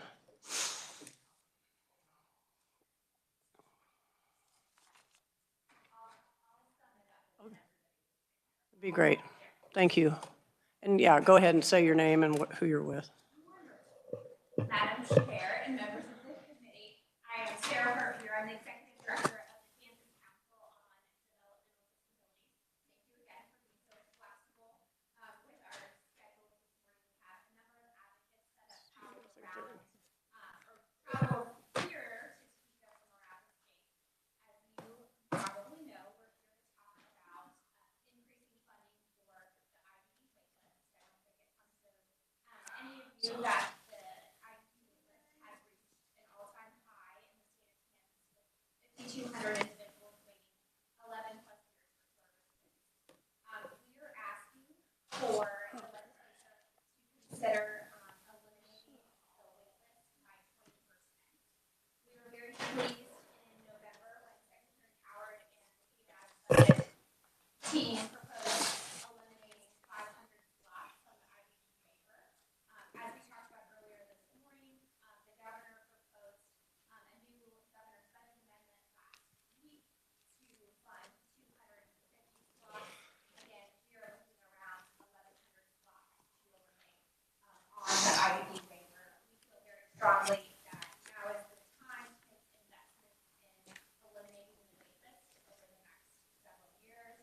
We have a number of constituents that have joined the council and many other disability organizations to help tell their story.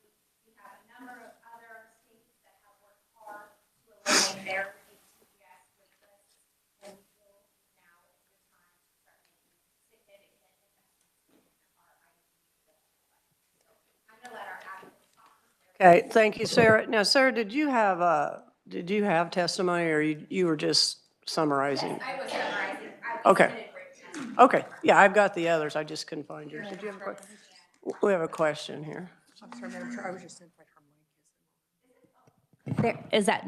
Yeah. There we go, sorry. I thank you, Renee. I talk loud, but I'll make sure we keep it on for everyone. Yeah, good. Thank you. Thank you. It's just the folks out in the web world can't hear, so.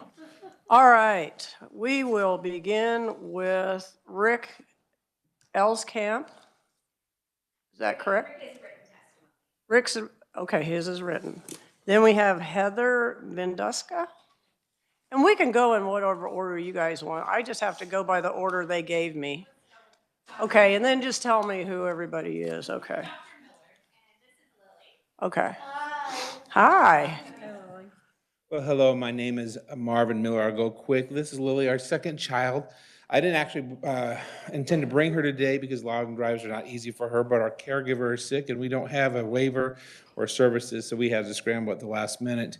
22 years ago when she was born, the hospital's protocol was to go ahead and ask her if we just wanted to hand her off to the state. We didn't want to do that. We wanted to keep her, but we knew that we'd need help someday. When she was in 5th grade, we registered her for the IDD wait list, and we figured, okay, 6 years, we have plenty of time for her to complete her school pathway, maybe get social relationships and become independent.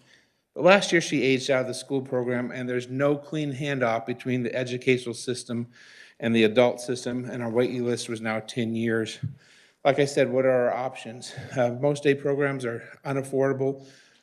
We can't do all that, so we pay a caregiver what we can. We spend more than what her SSI check is every month in caregiver costs. She's not able to save any money for her future.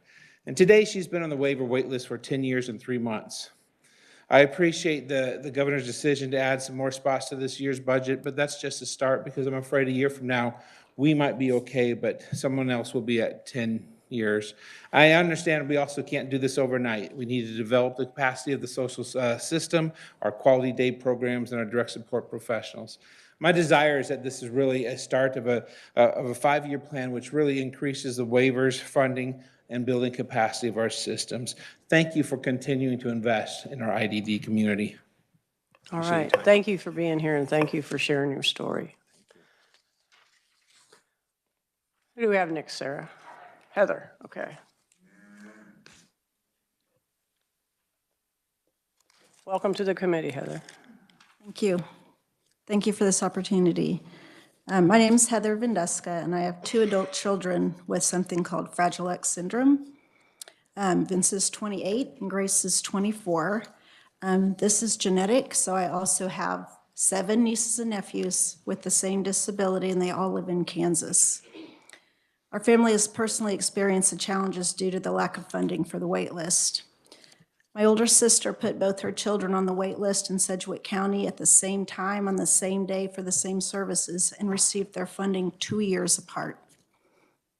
My son Vince has been waiting for his funding for 16 to 18 years. Let me explain. We were offered his funding in October of 2013, but this was prior to CanCare, so instead of telling us or asking us what we needed, they just told us what we were getting, which was like 40 hours of in-home care a week, which we couldn't use. We were living in a small rural town. He was in school all day. We had no need for 40 hours. There was nothing sensory friendly to take him to in the evenings.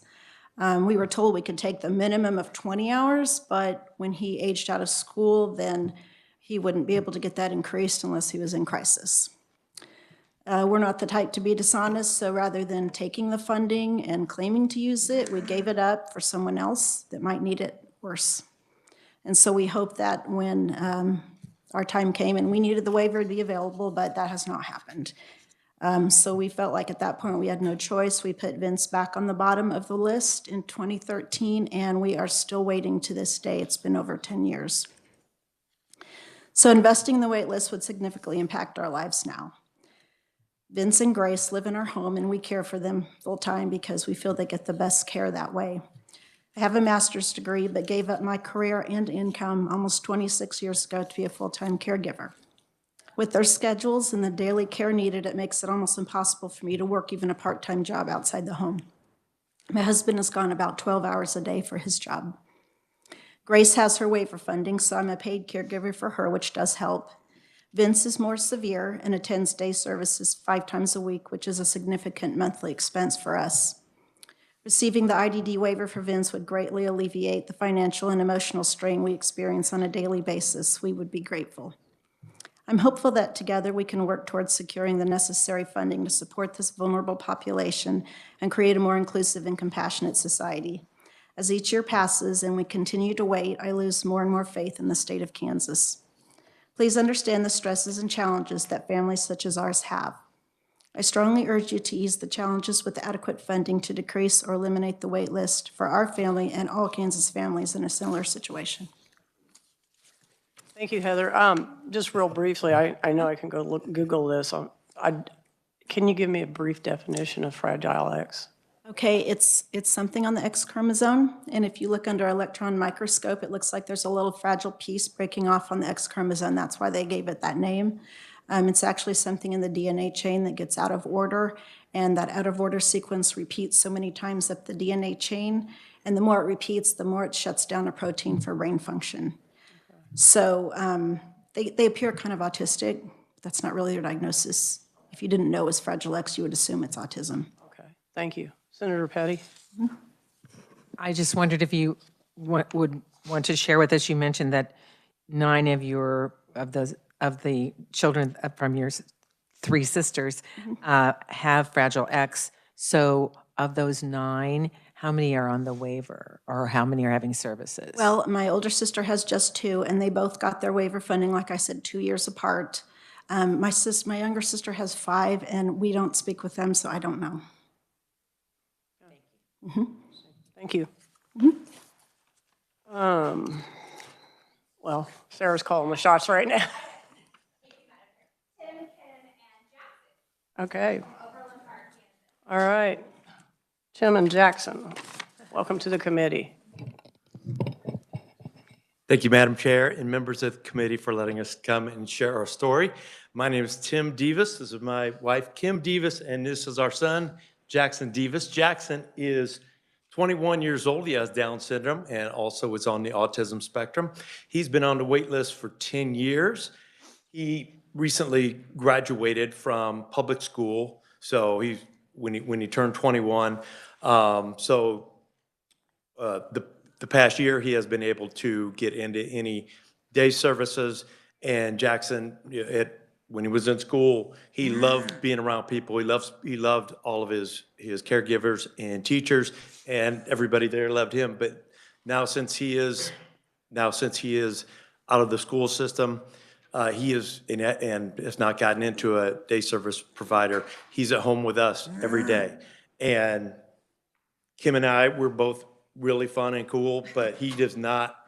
He wants to be around people his age, and he wants to be around other people. So all he sees right now is Kim and I, and then his caregivers. So Kim, will let you. Yeah, and just on that fact that there's not a seamless path. So we were led to kind of believe we'll get on this once he graduates and ages out of the school system at 21. We're going to find a day service and we'll have, we'll be off the waiver, on the waiver. And that's not true, right? So for the last year, both working full-time jobs, juggling, trying to find caregivers, paying out of our pocket, as somebody said, past what his SSI money is allowing us, but also seeing that his behaviors have escalated and things like that because he's not in a routine. He's not with, going out, seeing peers and things like that. So we know with the expansion that's being talked about, but even more that our family would benefit, but also everybody's family, like you said, in the future, because he's a great part of society and should be part of society and not sitting in our house. And he was a great part of the school system, and we'd like to see that carried on. So, yeah. Thank you for sharing with us about your family. Jackson, welcome to the Senate. Thank you. You bet. All right, who do we have next? Patty? Okay. Welcome. Okay. Can I do it? Yep. We are. My name is Patty Garbeth, and this is Macy's mother, Patty Garbeth. You have to read the rest. You have to read the rest. Yeah. I will be 40 years old next month. I am still ID waitlist. I graduated from Olathe South, 2002, and I have had same job 18 years, my local in-house in Madison, Kansas. How many do you can say has some job 18 years? I love working. I love spending time with my family and friends and advocating for people like me. On days that I am not working, I participate at Possibility in Olathe, Kansas, with meeting friends with other disabilities who are also on this long wait list in our state. Stay here. I want to thank the committee for letting me testify. This is a statement regarding my daughter Patty, who has Down syndrome. She will be 40 years old next month.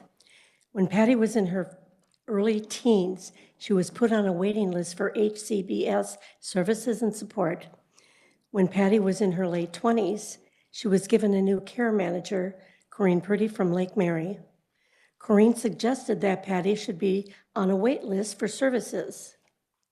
I could not believe that she was no longer on this list and wondered why and who took her off this list. I was told by Corinne that she was taken off this waiting list because she didn't qualify. And it wasn't until she was diagnosed with sleep apnea and had to be put on a breathing machine that made her eligible to be put back on this waiting list. This list has a set 10-year waiting period. From the time Patty was first put on the waiting list at 13 until now, it has been 27 years. On the current list, it's another 10 years. I wouldn't hesitate to say that the state of Kansas has really failed Patty. Of the remaining 5,500, or how many are given the courtesy of being told that their name is in danger of being removed from this list or has already been removed from this list? And like any mother, I worry about Patty in the future. Thank you for giving me this opportunity. All right. Thank you for being here, and thank you for sharing your story. Who do we have next? That's it? Okay. All right. Thank you. And thank you for organizing that a little bit. So. Next, we have Emily Rains, Executive Director of Blue Stem PACE. Welcome, Emily. Thank you for having me, Madam Chair and committee members. In an effort to really save on time, Sean Sullivan spoke before our break regarding PACE. I am Emily Rains, Executive Director of Blue Stem PACE, and we serve 6 counties in central Kansas. We are the most rural county service area in Kansas and one of the most rural in the United States. So in an effort to not say exactly what Sean said, what I want to do with you is just share 2 quick things that rate increases would benefit Blue Stem PACE, especially in serving rural Kansans. So when we opened 8 years ago, we were enrolling individuals who, were meeting the level of care requirement, but here in the state of Kansas, in order to receive PACE services on the functional assessment done by the area agencies on aging, you have to qualify at a 27. So we had a lot of individuals in our program qualifying at 30s and 35s, 36. Those were high numbers we were caring for these individuals. Now we're averaging enrolling folks with medical acuity in our program up in the 50s and 60s. So those individuals have high significant medical needs, as well as many with dual diagnoses. So as we look at PACE rates and all that we're managing on the capitated payment schedule, those needs are increasing. We're seeing folks post-COVID enrolling much later in the program, as we had a lot of concern about gathering folks and going and getting medical care. So now we're seeing folks interested in PACE and wanting to stay in the community who have a lot more acute needs coming to our program. Additionally, as we operate in a rural space, aging in place is the desire of so many individuals, especially here in Kansas. PACE is an excellent way to help folks do that. One of the unique challenges of running the most rural program is really the transportation that's involved in that, both in the fleet, in costs related to gas, and also related to having properly trained staff there. So when we first began our program, our buses cost between $75,000 and $80,000. Those buses were supposed to last us for 4 years, so we could, make sure we're taking good care of people. We're now driving buses that are 8+ years old, as we've gone through a supply chain issue, and the cost of those have increased to over $150,000. So as we work to keep seniors at home, and we do that with all that we have, the funds that could be made available by bringing PACE programs to 90% of the AWOP would be very beneficial in keeping those who are already in our program safe and successful, but in expanding the program as well. And as I finish, Blue Stem PACE is paid the 77% rate. We are at the lowest rate, and those are combined rates done by Medicaid. So we have appreciated the rate increases over the years and would appreciate you all supporting our request of 90%. Thank you very much. Thank you, Emily. Leslie Anderson, Executive Director, Kansas Association of Area Agencies on Aging and Disabilities via WebEx. Are you there, Leslie? Yes, I am. Can you hear me? Okay. Great. Welcome to the committee. Thank you. Madam Chair and members of the committee, I am Leslie Anderson, the Executive Director of the Kansas Association of Area Agencies on Aging and Disabilities. Here on behalf of the 11 area agencies on aging serving older adults and caregivers in all 105 Kansas counties. Thank you for this opportunity to comment on KDAD's budget. As I submitted my testimony, I want to briefly address our request for $10 million in SGF for core funding starting FY25 and recurring. For 50 years, AAAs have provided vital services, programs, and information to older Kansans and their caregivers. Other than nutrition, the most requested services are related to in-home personal care and homemaker services, legal services, case management, and friendly visits to reduce social isolation and loneliness. AAAs are uniquely positioned in local communities to provide the support and services older Kansans deserve and need for optimal health. Local partnerships spread the dollars a little bit more, although with an average of 7% to be used for organizational expenses and administrative costs, it is challenging for the AAAs to sustain their fundamental mission. We appreciate the focus on aging mentioned by Secretary Howard and the implementation of the Aging Commission. Thank you very much. 23% of the Kansas population is age 60 and older. Growth is projected to be strong for every age bracket over 65, especially for those 85 years old. Emerging trends of aging will be one of the greatest social, economic, and political transformations of our time. It will force changes in systems, have impact on families, and will require new solutions. Aging in place will be a multi-generational event with numerous family members cohabitating and placing more responsibilities on family caregivers. The AAAs must scale up innovation and capacity to address the emerging trends, including increased instances of unhoused older Kansans, behavioral health related to aging and loneliness, and more diagnoses of Alzheimer's disease and related dementias while people are living longer. We know the economic impact of aging will be massive enough that without necessary funds to hire quality employees to replace retiring employees, or those seeking higher wages, defray program costs not currently covered by current funding streams, implement data systems for program management and reporting, or conduct strategic planning, AAAs will be adversely impacted. Unrestricted SGF will eliminate that risk. We believe the funds are a wise investment to ultimately optimize the health, independence, and autonomy of older Kansans and their caregivers. And I ask the committee to add $10 million to the KDAD's budget for the area agencies on aging. Thank you, and I will answer any questions that you may have. All right. Thank you, Leslie. Are there any questions for Leslie at this time? All right. I think you explained your testimony very good. Thank you. Monica Curse, Headquarters, Kansas.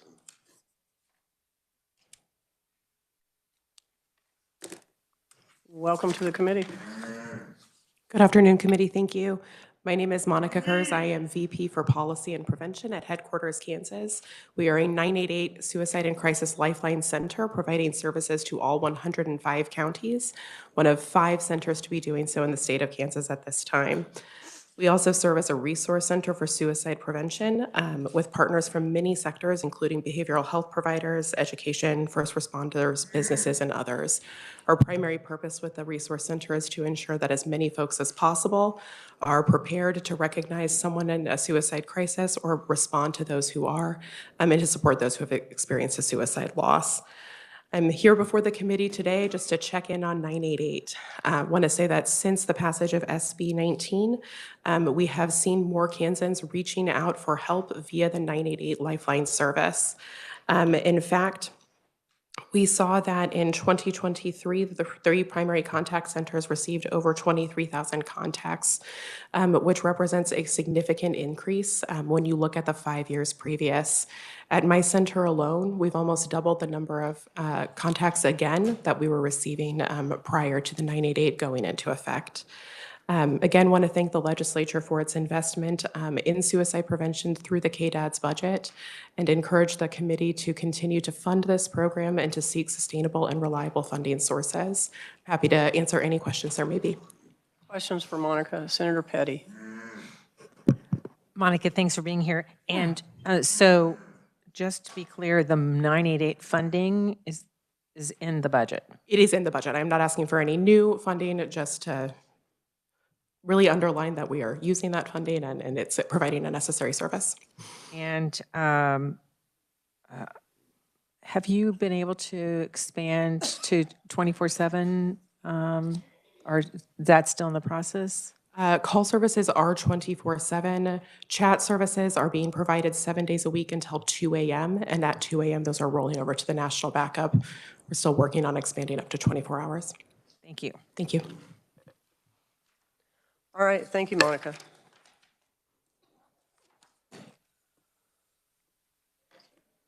Next we have Des Martins, President of MIR, Inc. Welcome. Good afternoon, Madam Chair and committee. I'm Des Martins, President and CEO of MIR. In a recent conversation with a hospital CEO and friend of mine, I was asked a question. Do people who suffer with addiction ever really get better? Her experience was seeing people in and out of the emergency room department. But to that question, I answered a resounding, yes, they do. He was born into a family entrenched in drug abuse. Adam was addicted to meth at 10 years old. Adam Kambulis is an example of a life touched by every line of service MIR provides. From our reentry from prison to addiction treatment and the Work for Success program that provides life skills, job skills, parenting skills.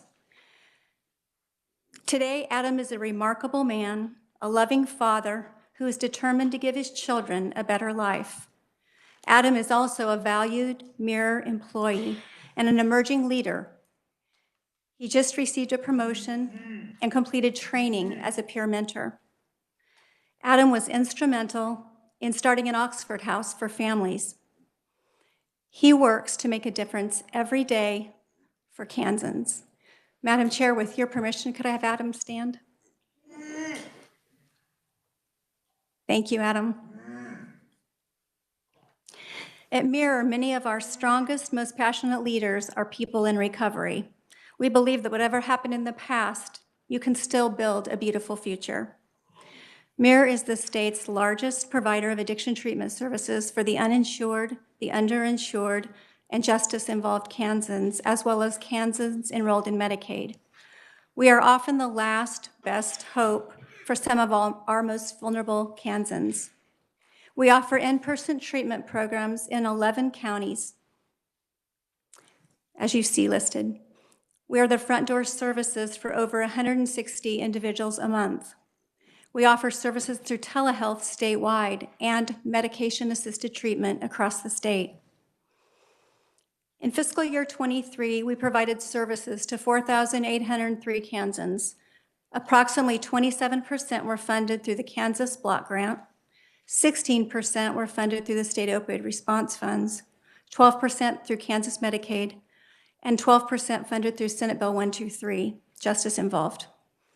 10% were funded through grants and donations, and 2% had commercial health insurance.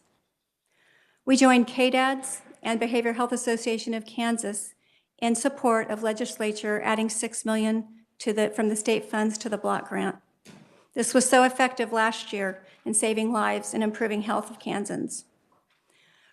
For MIR, the addition of those funds is a helpful start to resolving a much larger problem with funding. Commercial insurance companies pay between $500 to $550 a day for residential treatment.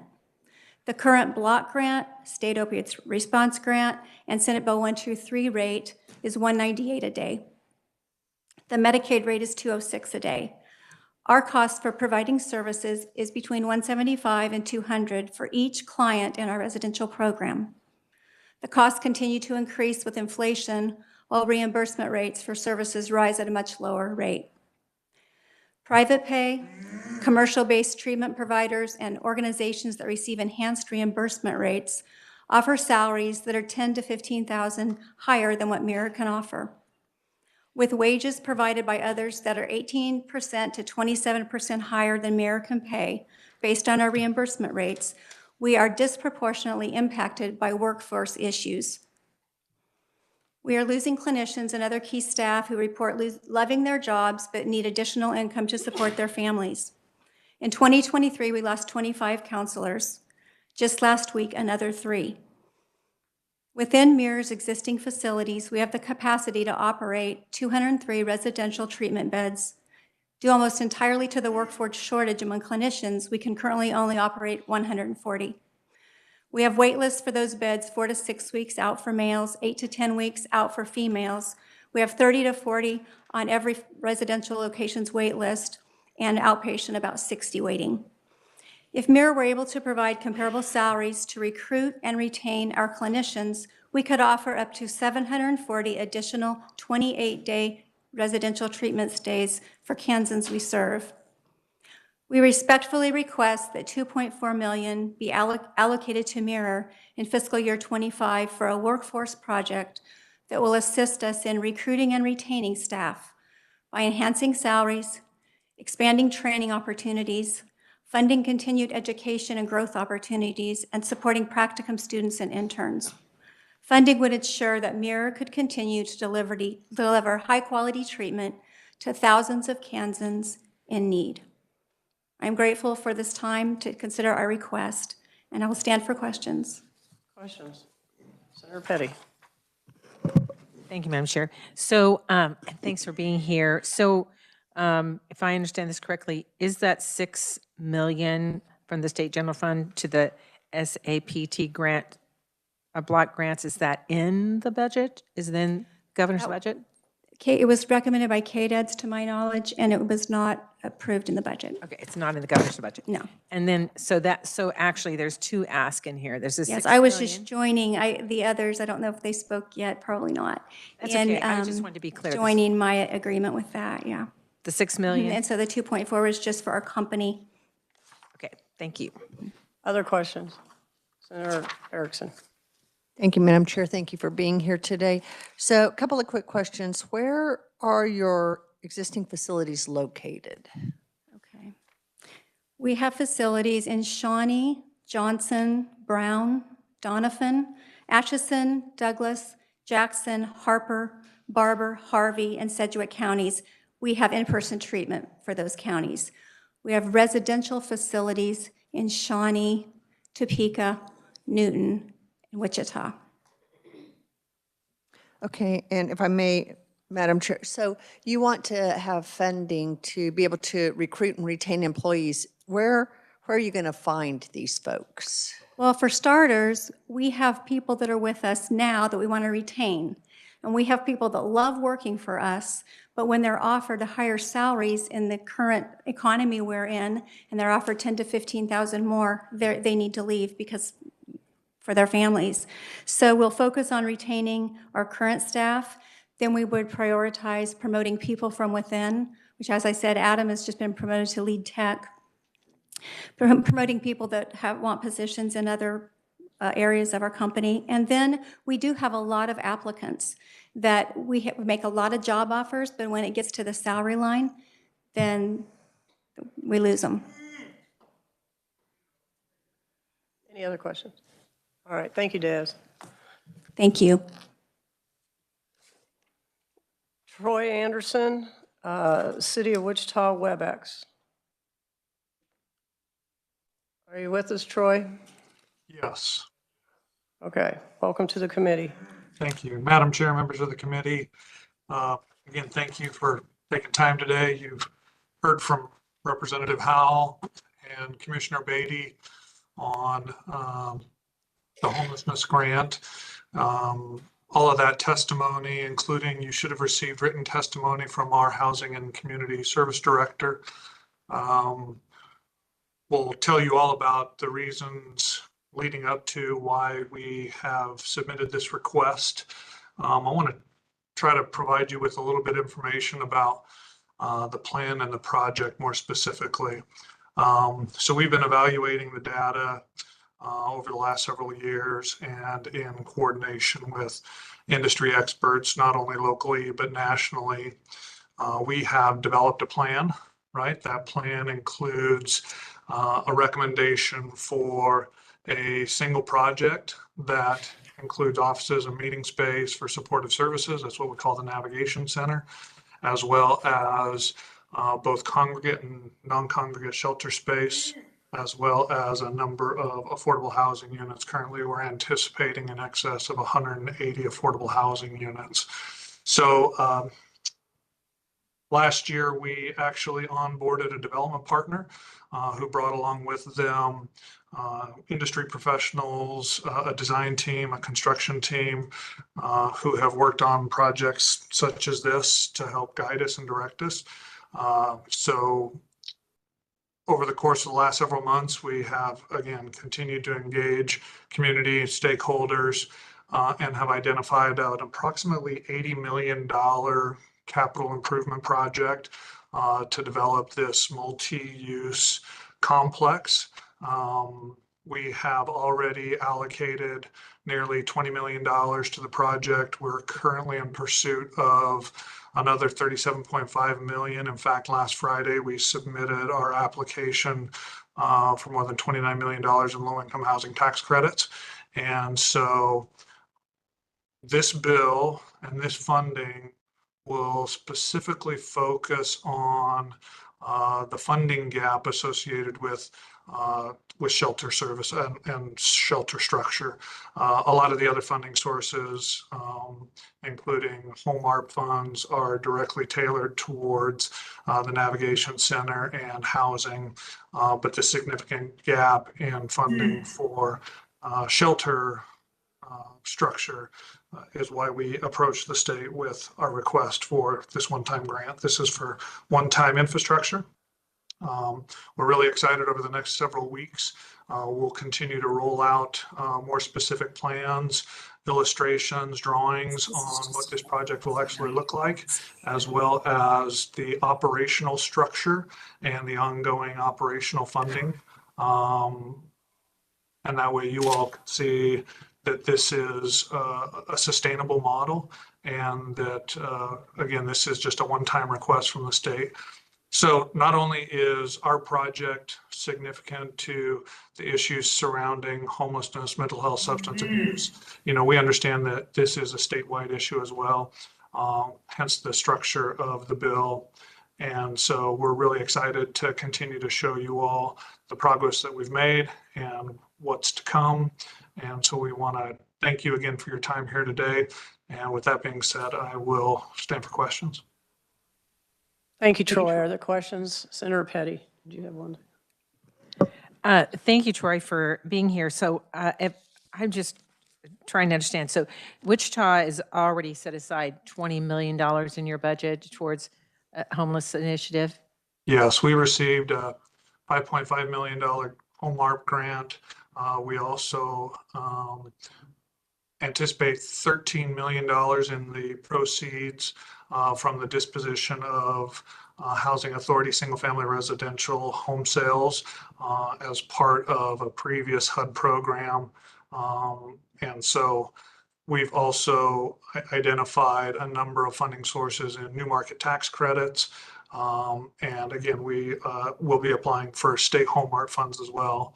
So we know that we can realistically put together about $60 million for one-time capital improvement project.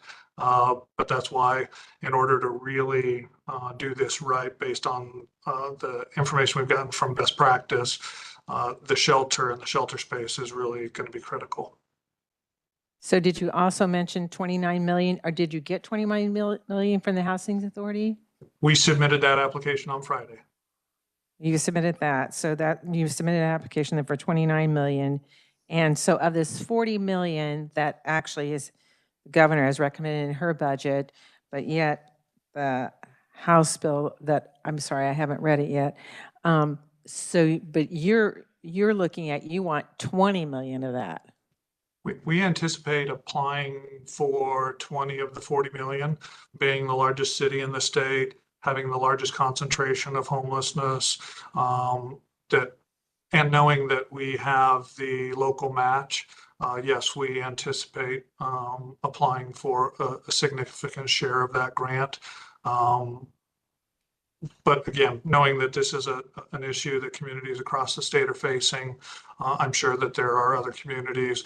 We know Lawrence, Salina, and other communities across the state, while probably not to the scale that Wichita is dealing with and the scale of resources that Wichita has at its disposal at this time.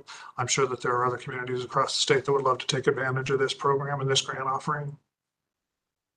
Absolutely, I would agree with you since I live in Kansas City, Kansas. Yep.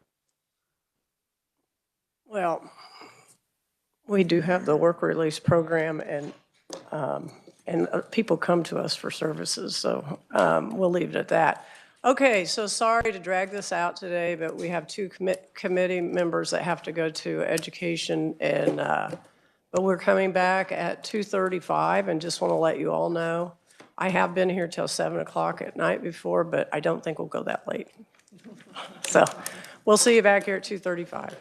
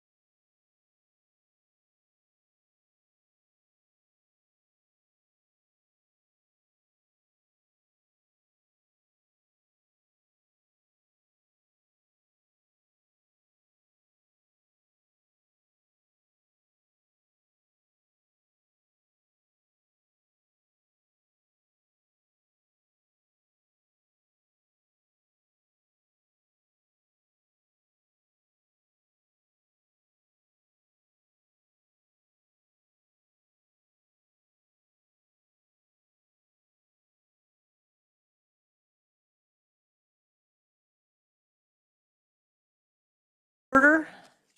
And at this time, we have Bill Williams, Ember Hope, Youthville, WebEx. Bill, are you there? If not, we'll swing back. Yeah, we got you. You got me? Yep. Very good. Thank you. Madam Chairman and members of the committee, I thank you for the opportunity to speak with you today about the impactful work that we're doing in our psychiatric residential treatment pilot program. As we bring the pilot to an end, we want to share with you the fantastic treatment provided to Kansas youth and families and prepare for the integration of this impactful program to more PRTF here in Kansas. Ember Hope Youthville was founded in 1927 by the Methodist Church, and for 97 years, Ember Hope Youthville has served Kansas families, adolescents, children in a variety of different programs.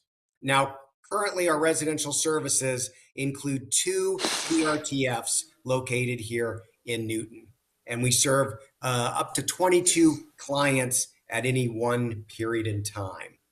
Now, along with these residential services, we also provide foster care, adoption, counseling for individuals and families. But it's a priority at Ember Hope Youthville to ensure that we provide a trauma-responsive culture and supportive environment for our staff and those that we serve. And we do this through knowledge, sensitivity, respect, and a focus on resiliency and recovery. And one of the things that's unique is we believe in the power of restoring families by supporting their abilities to come together for the best interest of their children.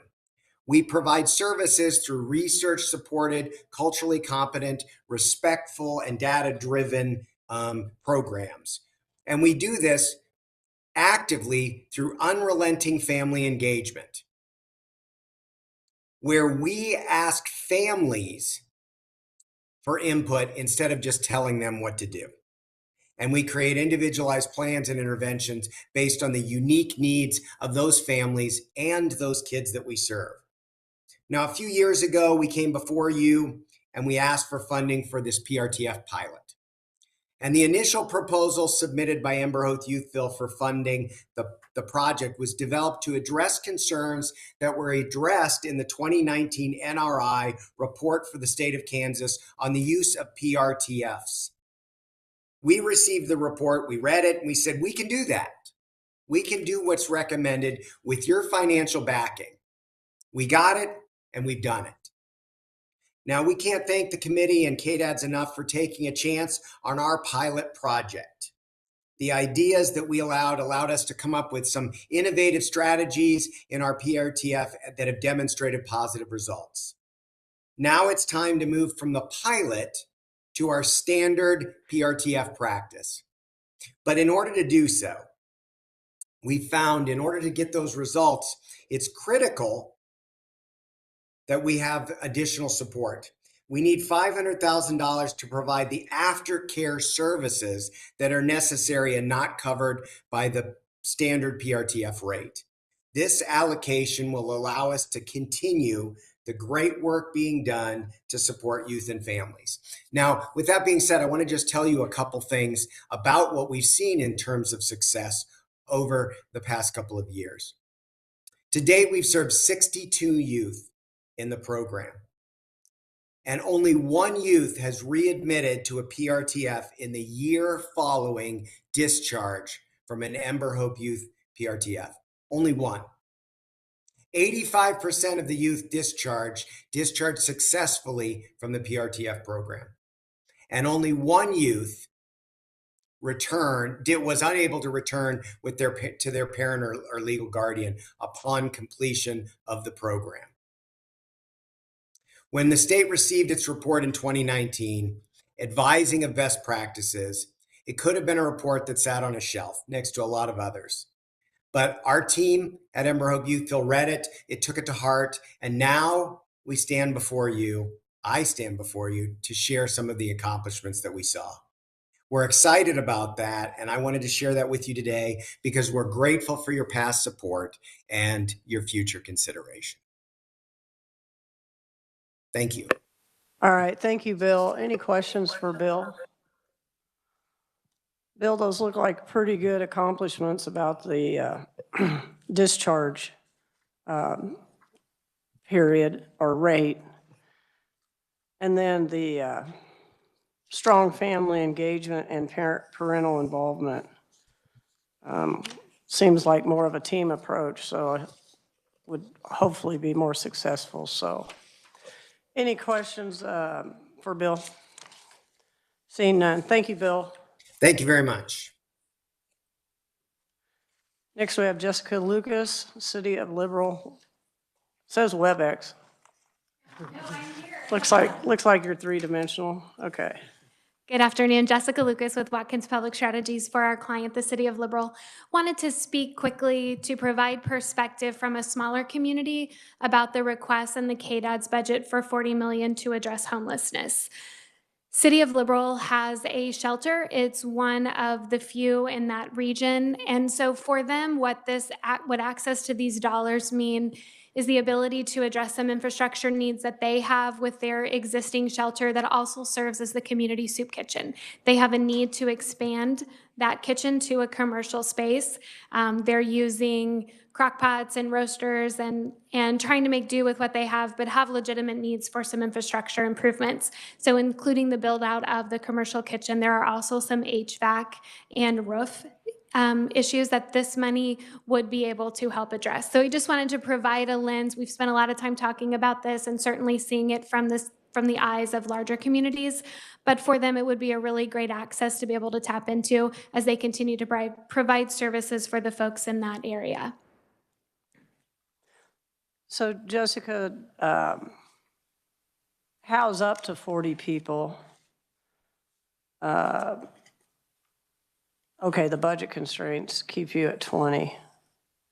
Is it generally more than 20? Yes, there has been, but they're going through some changes with leadership and just trying to make sure that they're doing things the right way. So at this time, they are limiting to 20, but their hope is, and the need is certainly there, to expand up to 40. They just need to make sure they have all the right pieces in place. Thank you. Any other questions? Senator Petty? Jessica, thanks for that information. Today we also heard that there is a similar ask in a bill form on the House side. And so has Liberal looked at that HB 2723? So that bill has not had a hearing yet and is not scheduled yet for a hearing, but certainly if that comes up, we'll be engaging at that level to make sure that they are able to access the resources. So whether it comes through this process or through a bill and ultimately there, but the need is there and they wanted to make sure that we were speaking to that from the standpoint of a smaller community.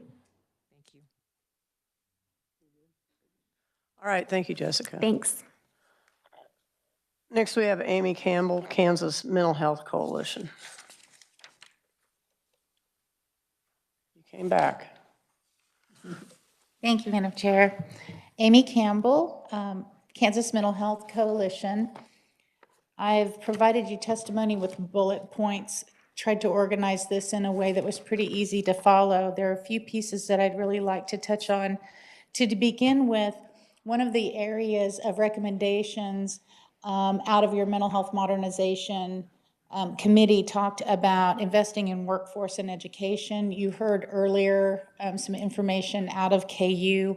The coalition really supports the state partnering with institutions that will help to attract people to the behavioral health workforce and help get them through that education in an affordable manner so that they can go out and serve people across the state.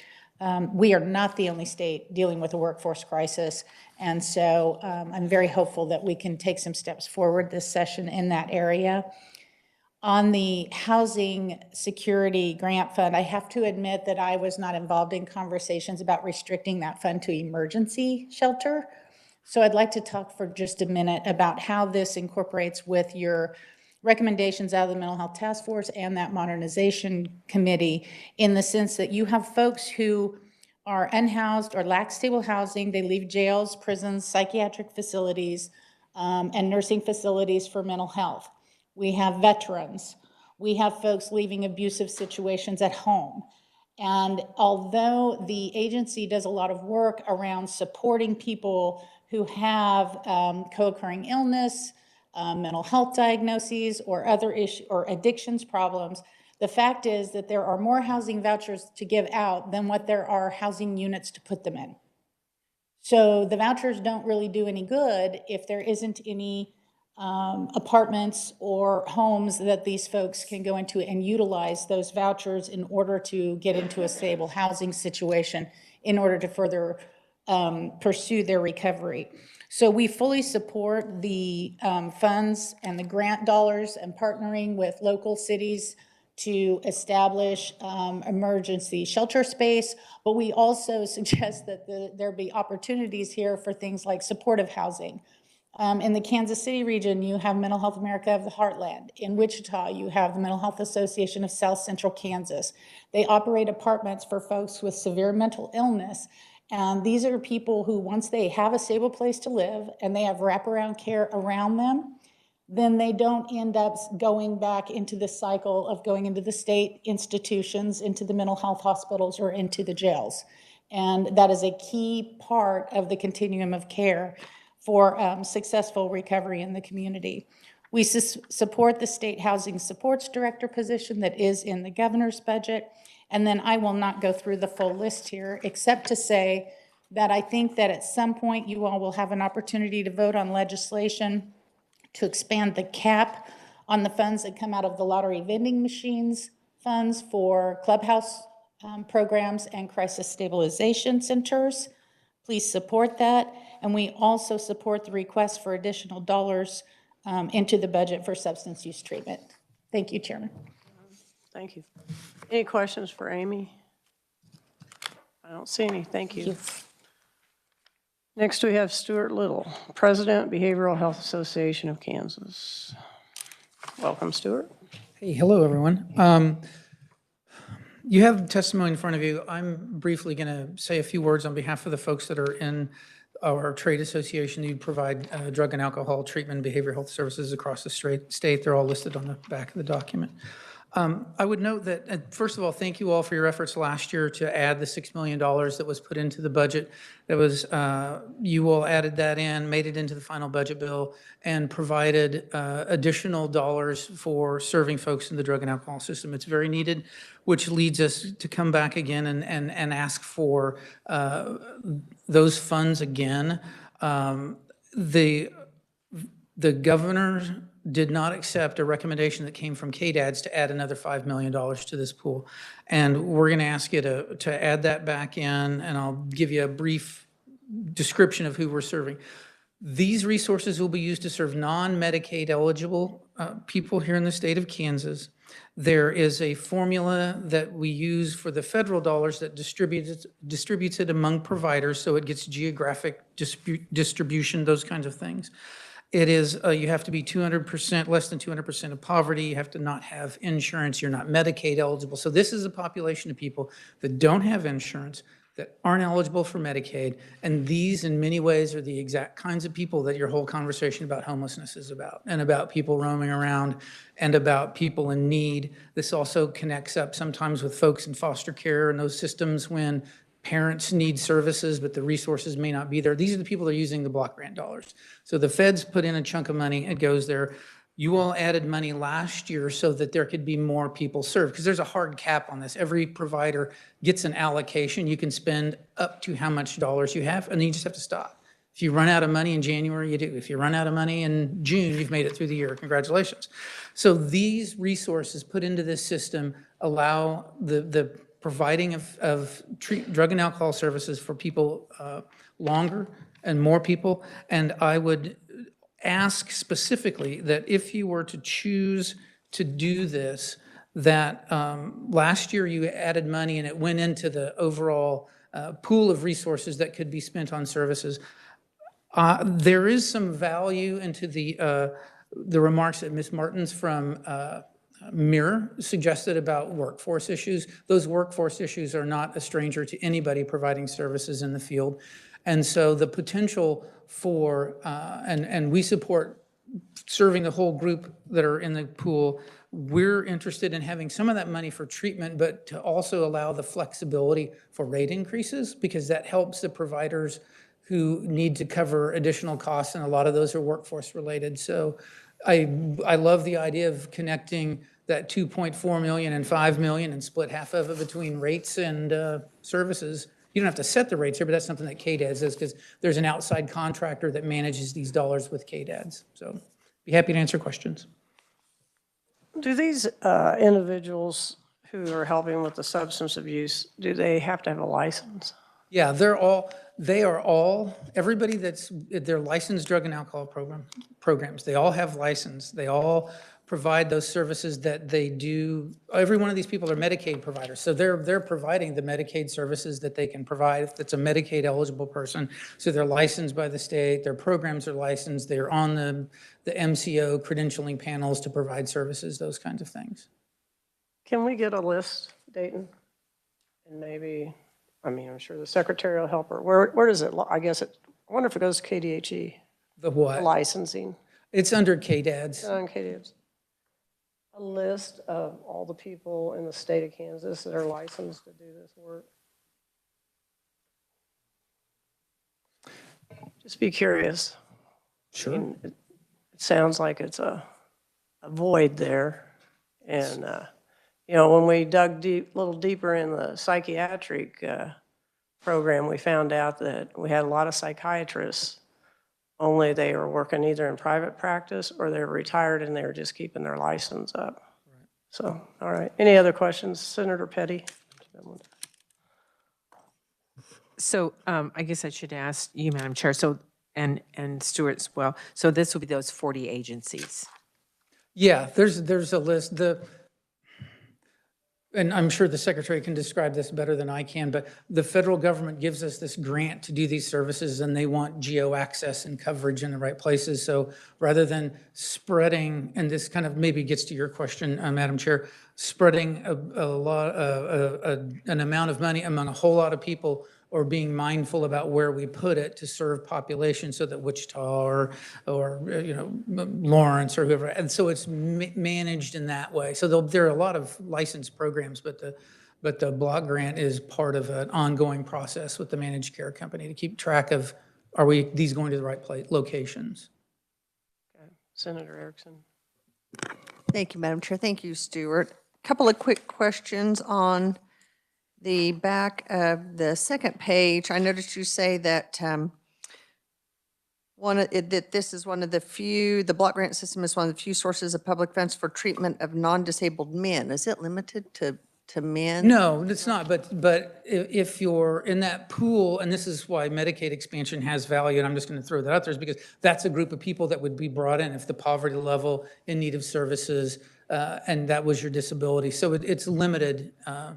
It's one of those, it's hard to get men into treatment.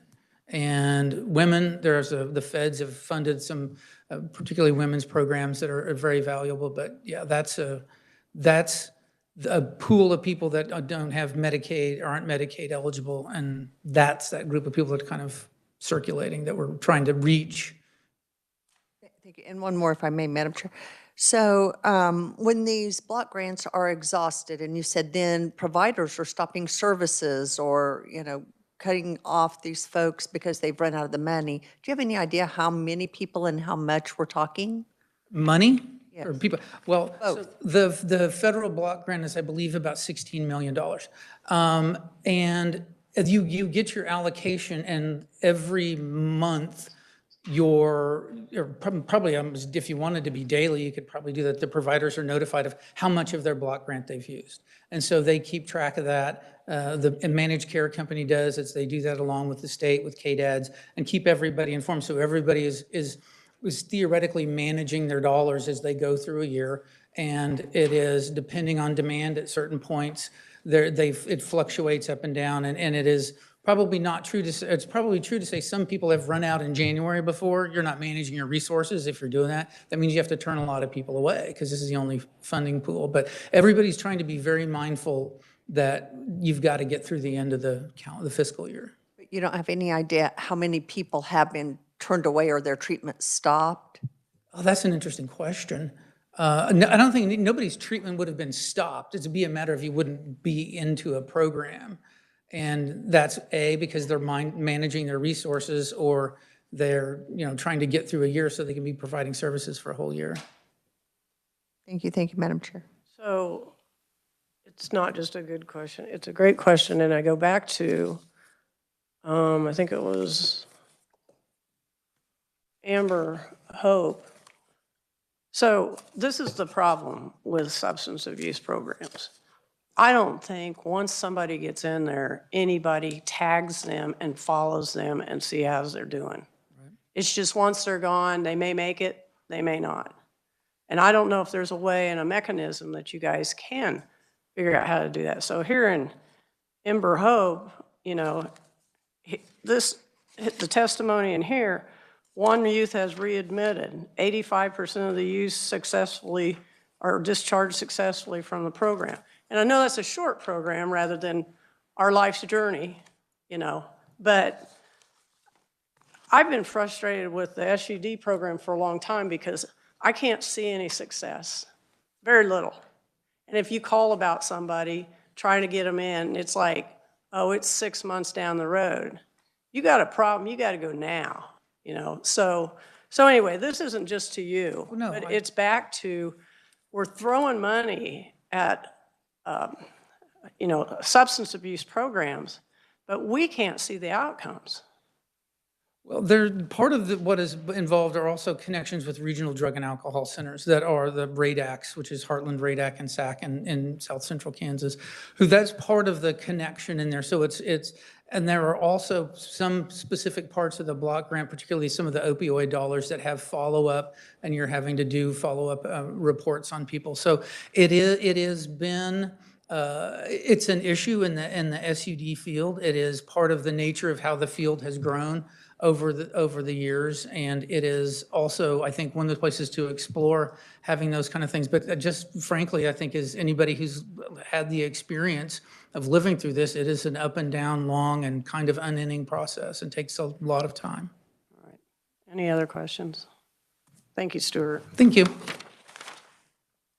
I don't see Kyle in the audience, so Michelle, why don't you come up here and we'll call you the Executive Director of the Association of Community Mental Health Centers of Kansas. Welcome. Good afternoon. Thank you. I am not Kyle Kessler. I'm Michelle Ponce, but I am here for the Community Mental Health Centers. I'm going to briefly walk through kind of 5 buckets of items that we have in our testimony. The first, and I believe this is one of the items that you heard this morning in the KDAD's request for 7 FTE. We are supportive of that and urge you to consider doing that. As we've been implementing the Certified Community Behavioral Health Clinic model over the last couple of years, we have been working so closely with both KDHE and KDADS. We continue to meet with them on a weekly basis as we identify issues that we can work on together around program implementation and ongoing oversight.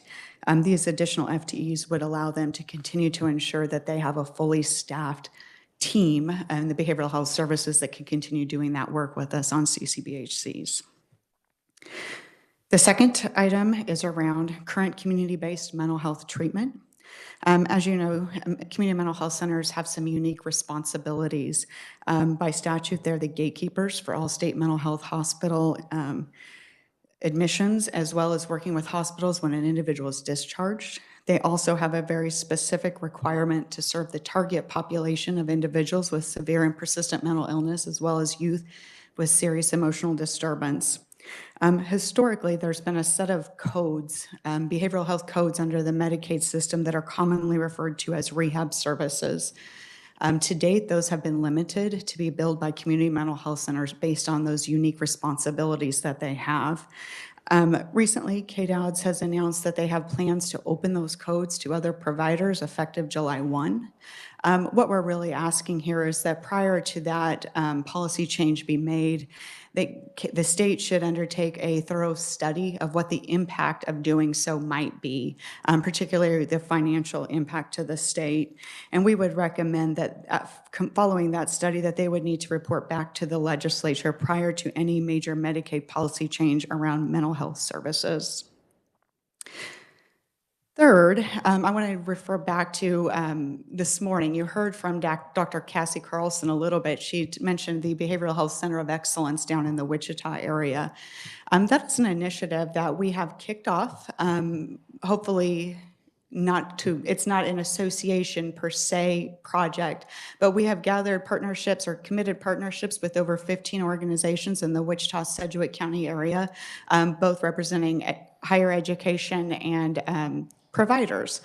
That group is not a brick and mortar location, but rather it's a group of mental health advocates and providers and educational organizations that have two primary principles. Those are to develop and grow the behavioral health workforce and also to reduce burdens to support our existing workforce. Here, I apologize, I do need to make a correction to the numbers that we have. And this is because we were actually working with KU Med up until Friday afternoon after I'd already submitted the testimony, and I misunderstood the costs that would come along with increasing these psychiatric residencies. So there on the first line where it says that we're requesting a total of $3.4 million, it's actually $5.4 million. And that includes full funding for the first year of expanding those psychiatric residencies that the doctors from KU were referring to this morning. In addition to those expanded psychiatric residencies, there are a number of other items, and these would not all fall into the bucket of programs at KU. But some of these are with Wichita State University, including creation of a new forensic mental health program, particularly with the new state hospital that is being planned for the area that has been identified as a specific need in the area. We've talked about increasing the number of paid internships so that we can get behavioral health students into the workforce more quickly. And lastly, several bullets here around the Physician Associates program, some of which provide stipends to providers to oversee students as they're going through behavioral health clinical rotations, funding to develop a graduate behavioral health fellowship for physicians associates, as well as development of a physician associate program doctorate degree. These all fall under priorities that have been identified by the Center of Excellence. I would just add that it is really our hope that as the Center of Excellence grows, that it becomes a long-term self-sustaining organization on its own. Right now, we see our role as just kind of coordinating and helping to convene the group and help identify these priorities. Next, I want to mention something related to the CCBHC model that we talked to you a lot about. And just a reminder that the whole CCBHC model is really predicated on providing integrated whole person care and care coordination, so that when an individual seeks services out of CCBHC, it's incumbent upon them to ensure all of the needs that individual has are met. That may mean coordinating with social services. That may mean supported employment. It may be ensuring that they have primary care services. Right now, there are quite a number of Kansas counties that do not have a federally qualified health center or what they refer to as a lookalike clinic within their boundaries. Most of those counties are rural or frontier. So we have two asks here. One is that KDHE and KDADS be directed to conduct a study of areas of Kansas that are currently underserved by primary care safety net services, particularly lack of access to primary care for individuals with severe mental illness, and identify strategies for ensuring that they have access to those needed primary care services. At the same time, we're also recommending funding in the amount of $1.95 million that could be allocated as grant funding to CCBHCs in counties that are not already being served by a federally qualified health center or clinic. And that would be really one of the main requirements, is they would need to demonstrate the need for that primary care service. And in those areas where there is not easy access to safety net primary care services, that those grants could be used by the CCBHCs to provide that service. Lastly, I know that this committee has made recommendations in the state hospital budget about a mental health bus tour. We just wanted to express our support for that and also recommend that if time allows that you might visit a CCBHC and a crisis stabilization unit while you're conducting that tour. And we would be happy to work with your staff to coordinate any visits along the way. With that, thank you for allowing me to sub in for Kyle and provide this testimony to you today, and I'd be happy to answer any questions. Thank you. Senator Petty. Thank you, Madam Chair. I'm never against studies, but because I think they do provide a lot of information, but it seems that we know so much about lack of service in communities. If you don't have primary care service, if you don't have a critical care hospital, then, I don't know what we're going to learn, that you're not going to have mental health services either. Sure, and I think it's twofold. I think that we do know that there are areas that are underserved. It's pretty easy to look at a map and see that, and we hear stories all the time about the challenges for seeking that care. I think it's twofold. It's not only identifying where some of those primary care gaps exist, but also how might we utilize the CCBHC model to help fill those gaps. Again, it's a requirement that they are able to coordinate and ensure all the service needs that that individual has.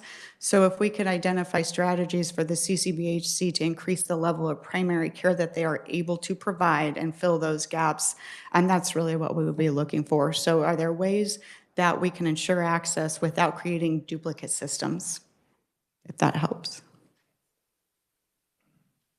Senator Erickson. Thank you, Madam Chair, and thank you so much for your presentation. Just a couple of quick questions as I'm just now going over this and listening to your presentation.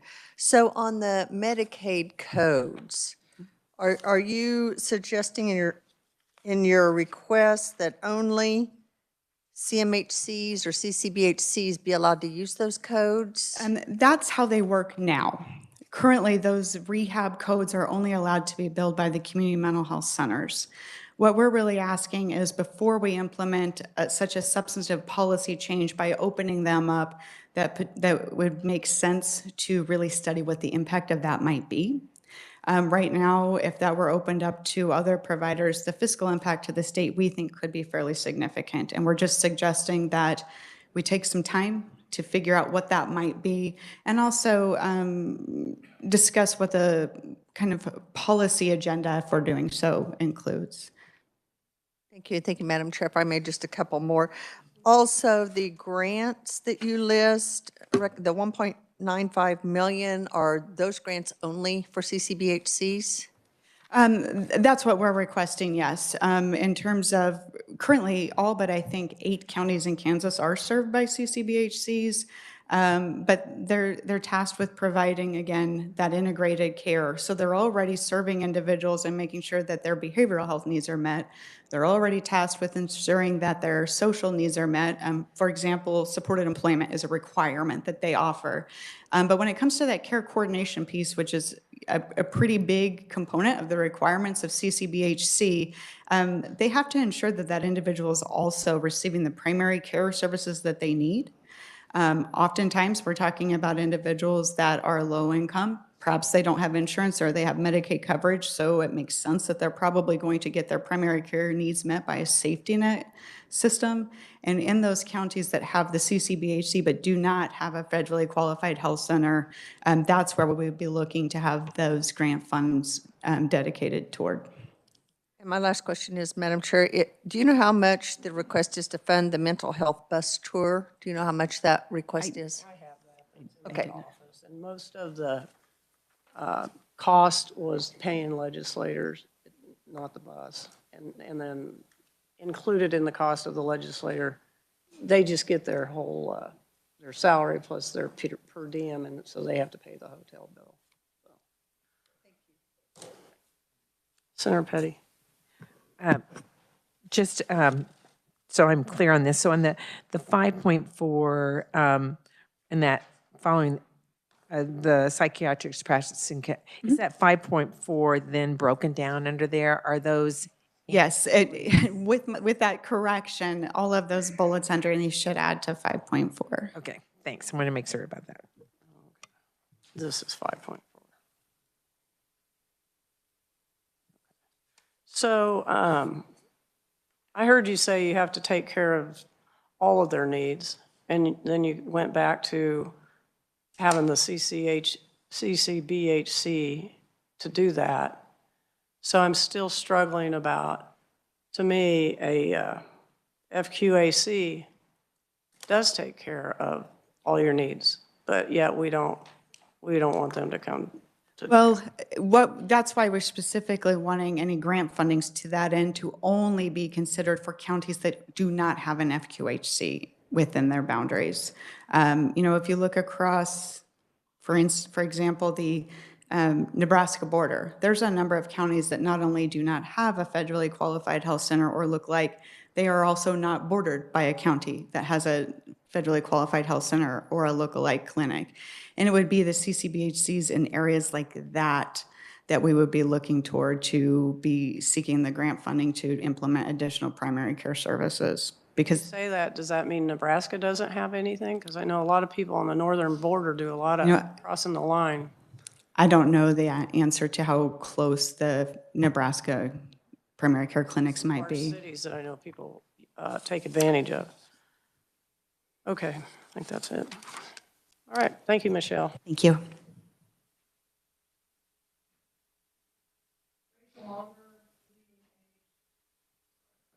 Rachel Monger, Leading Age Kansas. Welcome, Rachel. Thank you very much. I am Rachel Monger with Leading Age Kansas. We're the state association for nonprofit and mission-focused aging services in the state.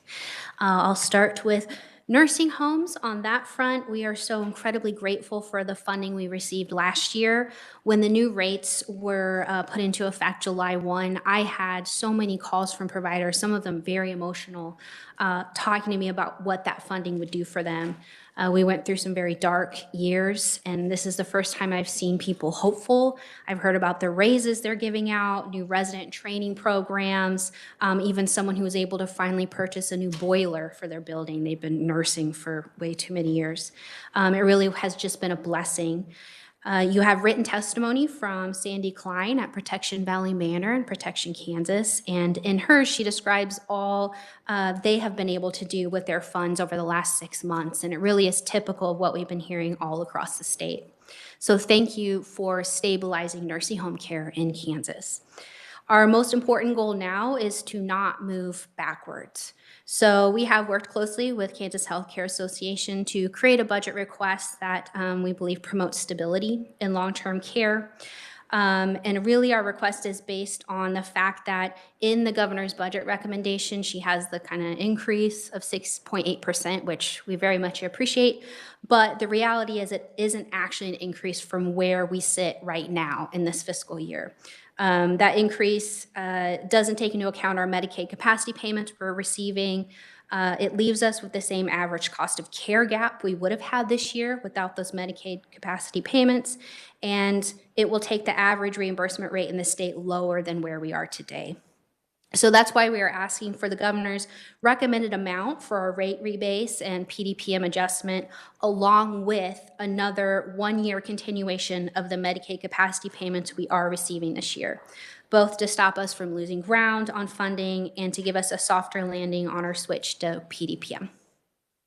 Next up is PACE, and of course you heard from 2 PACE providers today, so I won't go all into that, but of course we are supporting their 90% rebase ask. And the main point we really want to just stress at Leading Age Kansas, we do represent all 3 PACE programs in the state, and they continue to be an excellent investment for Kansas and for low-income seniors who need innovative solutions to stay at home where they want to be. Last but not least is HCBS Frail Elderly Waiver. We've had a lot of good provider testimony over the last few years about HCBS and assisted living and the issues there. And those are very real and very important. We haven't heard as much about frail elderly waiver services with home care agencies. And so what I did in my testimony is I gave you a case study of Catholic Community Health in Olathe, Kansas. They're the first provider we've had really come to us with this level of detail, which obviously concerned us, so we put it in our testimony. Despite, frail elderly waiver services have received increases over the last 2 years, but it seems that it's still not catching up with the cost of labor, cost of care that we're seeing. And why it concerned me, especially with Catholic Community Health, they're part of the Kansas City Archdiocese. They're very, very mission focused. So to see a group like that even reduce their HCBS caseload that drastically over the last few years, it just made me really concerned about what other providers may be doing out there. So if we have any hope of having a sustainable aging services system in these next couple of decades, we have to make sure that we're making sure that the whole continuum of aging services is where it needs to be. Because we know that, of course, nursing homes are the most expensive setting. So if someone doesn't need to be there, we want them to be at home. So I will leave it there, but we appreciate everything that you guys have been doing for seniors in Kansas and for our providers across the state. Questions for Rachel? You're off the hook. Thank you. Next, we have Matt Fletcher, Executive Director, InterHab. This was my biggest fear, to go after Rachel, because it is a difficult position to follow Rachel and everything. Thank you, Madam Chair and members of the committee, for the opportunity to speak to you this afternoon. Thank you for your hard work in considering the issues in front of the state regarding human services. These are long days, but we really, truly appreciate your attention. I want to talk to you about two issues that I want to highlight that are impacting the IDD system here in Kansas. The first is fiscal sustainability of the system, and the second is protecting and promoting employment for Kansans with intellectual and developmental disabilities. Not to sit on the fiscal stability issue for too long, but I want to start by saying thank you for the work in the past few years in adjusting reimbursement rates for the Kansas IDD system. We've made a lot of progress, but we are still behind where we should have been had the system been kept pace with rising costs of doing business from year to year. In fact, we're about 14% behind just simple inflationary increases since 2000. So while you all have done a heroic job of lifting the system out of crisis, we are still in need of strategic leadership in terms of regular adjustments to our system. You heard a lot this morning and this afternoon regarding the waiting list, and as a foundational element to resolving the list, we must build this stability, this fiscal stability, into our system for the future. We cannot resolve an issue as large as the waiting list without that kind of stability. So I've included in my testimony what an inflationary increase would look like for the system this year, just based on last year's inflation, CPI. If the committee so chose to take that issue up, that number is presented in my written testimony. Now, the second issue I wanted to speak to you about is employment for persons with IDD. And we have two enhancements we would strongly urge you to consider for the 2025 budget. The first has to do with the issue of 14C certificates through the U.S. Department of Labor. These have fallen fantastically out of favor at the federal level, and the sunset is most likely going to occur on that program sometime soon at the federal level. In fact, the United States Department of Labor has indicated they're reviewing the program this year to determine its future viability. Those are their words. So we anticipate 14C will go away at the federal level soon. We currently still have 22 providers here in Kansas that utilize 14C. They do so because it helps them to bring work into those center-based settings that persons with IDD can engage in order to learn soft and job hard skills. And so if 14C is no longer going to be an option for those providers, we need to help provide them a transition path away from usage of that tool. We have a recommendation for a transition fund, which would include an amount satisfactory to bring all of the workers within those settings to a minimum wage, and also would provide funds to those providers to assist them in becoming more efficient in their business operations, to help them go out and bid for this work to bring into their work settings that the 14C certificate previously had assisted them in doing. That pool, we would recommend, would be $5 million. This would build on the work that was accomplished a couple of weeks ago in Senate Bill 15, which established a $1 million fund for a similar type of outcome. In addition to the 14C transition fund, we would urge that you consider taking the governor's wonderful starting point of increasing supported employment services. The governor put in enough money to take it from $17.87 an hour to $28 an hour, which is wonderful.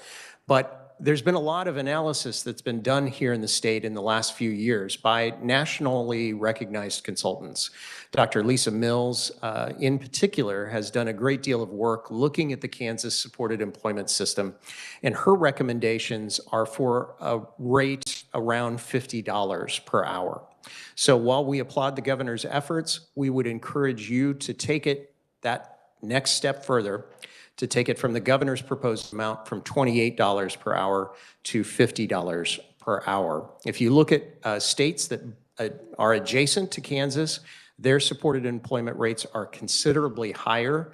In fact, I would encourage you to look at Missouri, which has a rate of $76 per hour for supported employment services. So we would greatly appreciate your consideration of these items. With that, I will stop and stand for questions. Thank you, Matt. Questions for Matt? I think we're wearing down a little bit. Yep. Thank you very much. Thank you, Matt.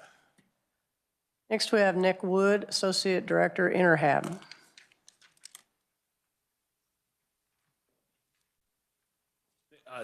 Thank you, Senator McGinn, members of the committee. My testimony might sound a little duplicative. I think the intention was I was going to go behind a couple other conferees, but that's okay. Just let me know if you have questions later.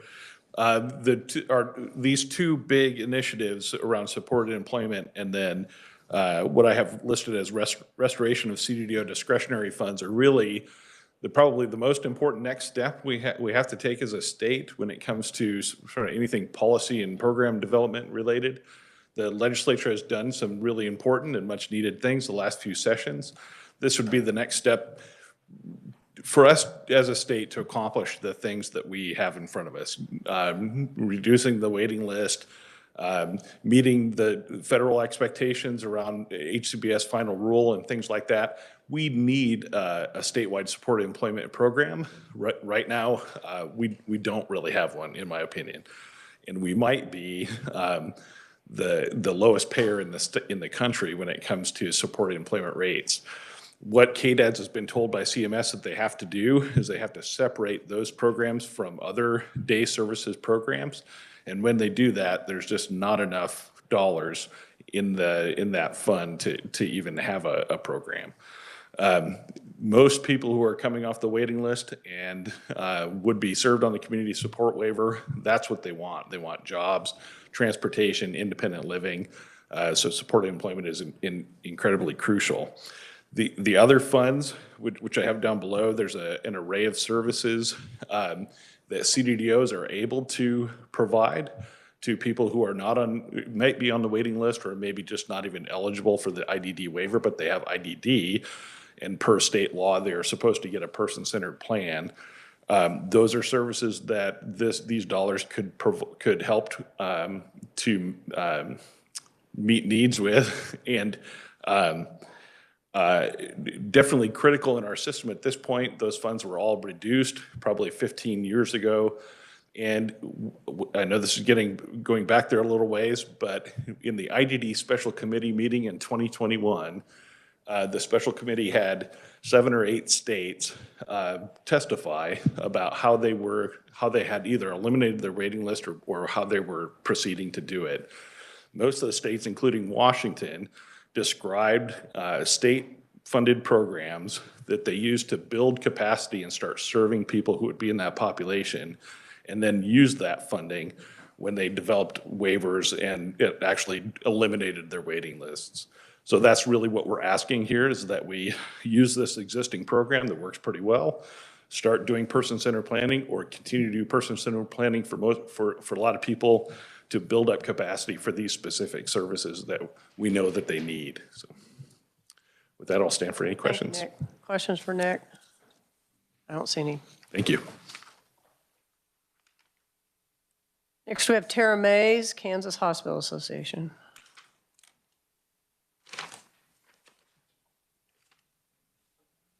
Good afternoon, Madam Chair and members of the committee. Appreciate the opportunity to be here before you this afternoon. I will try my best to be very brief. I know you've had a long day. I am Tara Mays. I work with the Hospital Association on behalf of our 122 community hospital members. Just wanted to draw your attention to the fact that your hospitals continue to, along with their law enforcement and corrections officers in communities across the state, have to provide both 24-hour around-the-clock patient observation for those patients that have been screened and approved for inpatient stays at state hospital systems, but unfortunately, bed space is still a problem and the waiting list is still something that we deal with on a day-to-day basis. This committee last year did appropriate $5 million to the investment for hospitals, law enforcement, and counties for such costs. We are happy to report that we've been getting reimbursed for some of those costs, and we're grateful for it. However, the program ends at the end of the year. So while my ask is not for an additional $5 million, it is for the appropriated $5 million that has been unspent to be carried over into next year so that hospitals, law enforcement, and local corrections officers can continue to be reimbursed for the 24/7 patient observation and the transportation of those patients that are approved for state hospital inpatient stay. With that, Madam Chair, I'm happy to stand for questions. Questions for Tara? Tara, is there supposed to be a report? Trying to remember.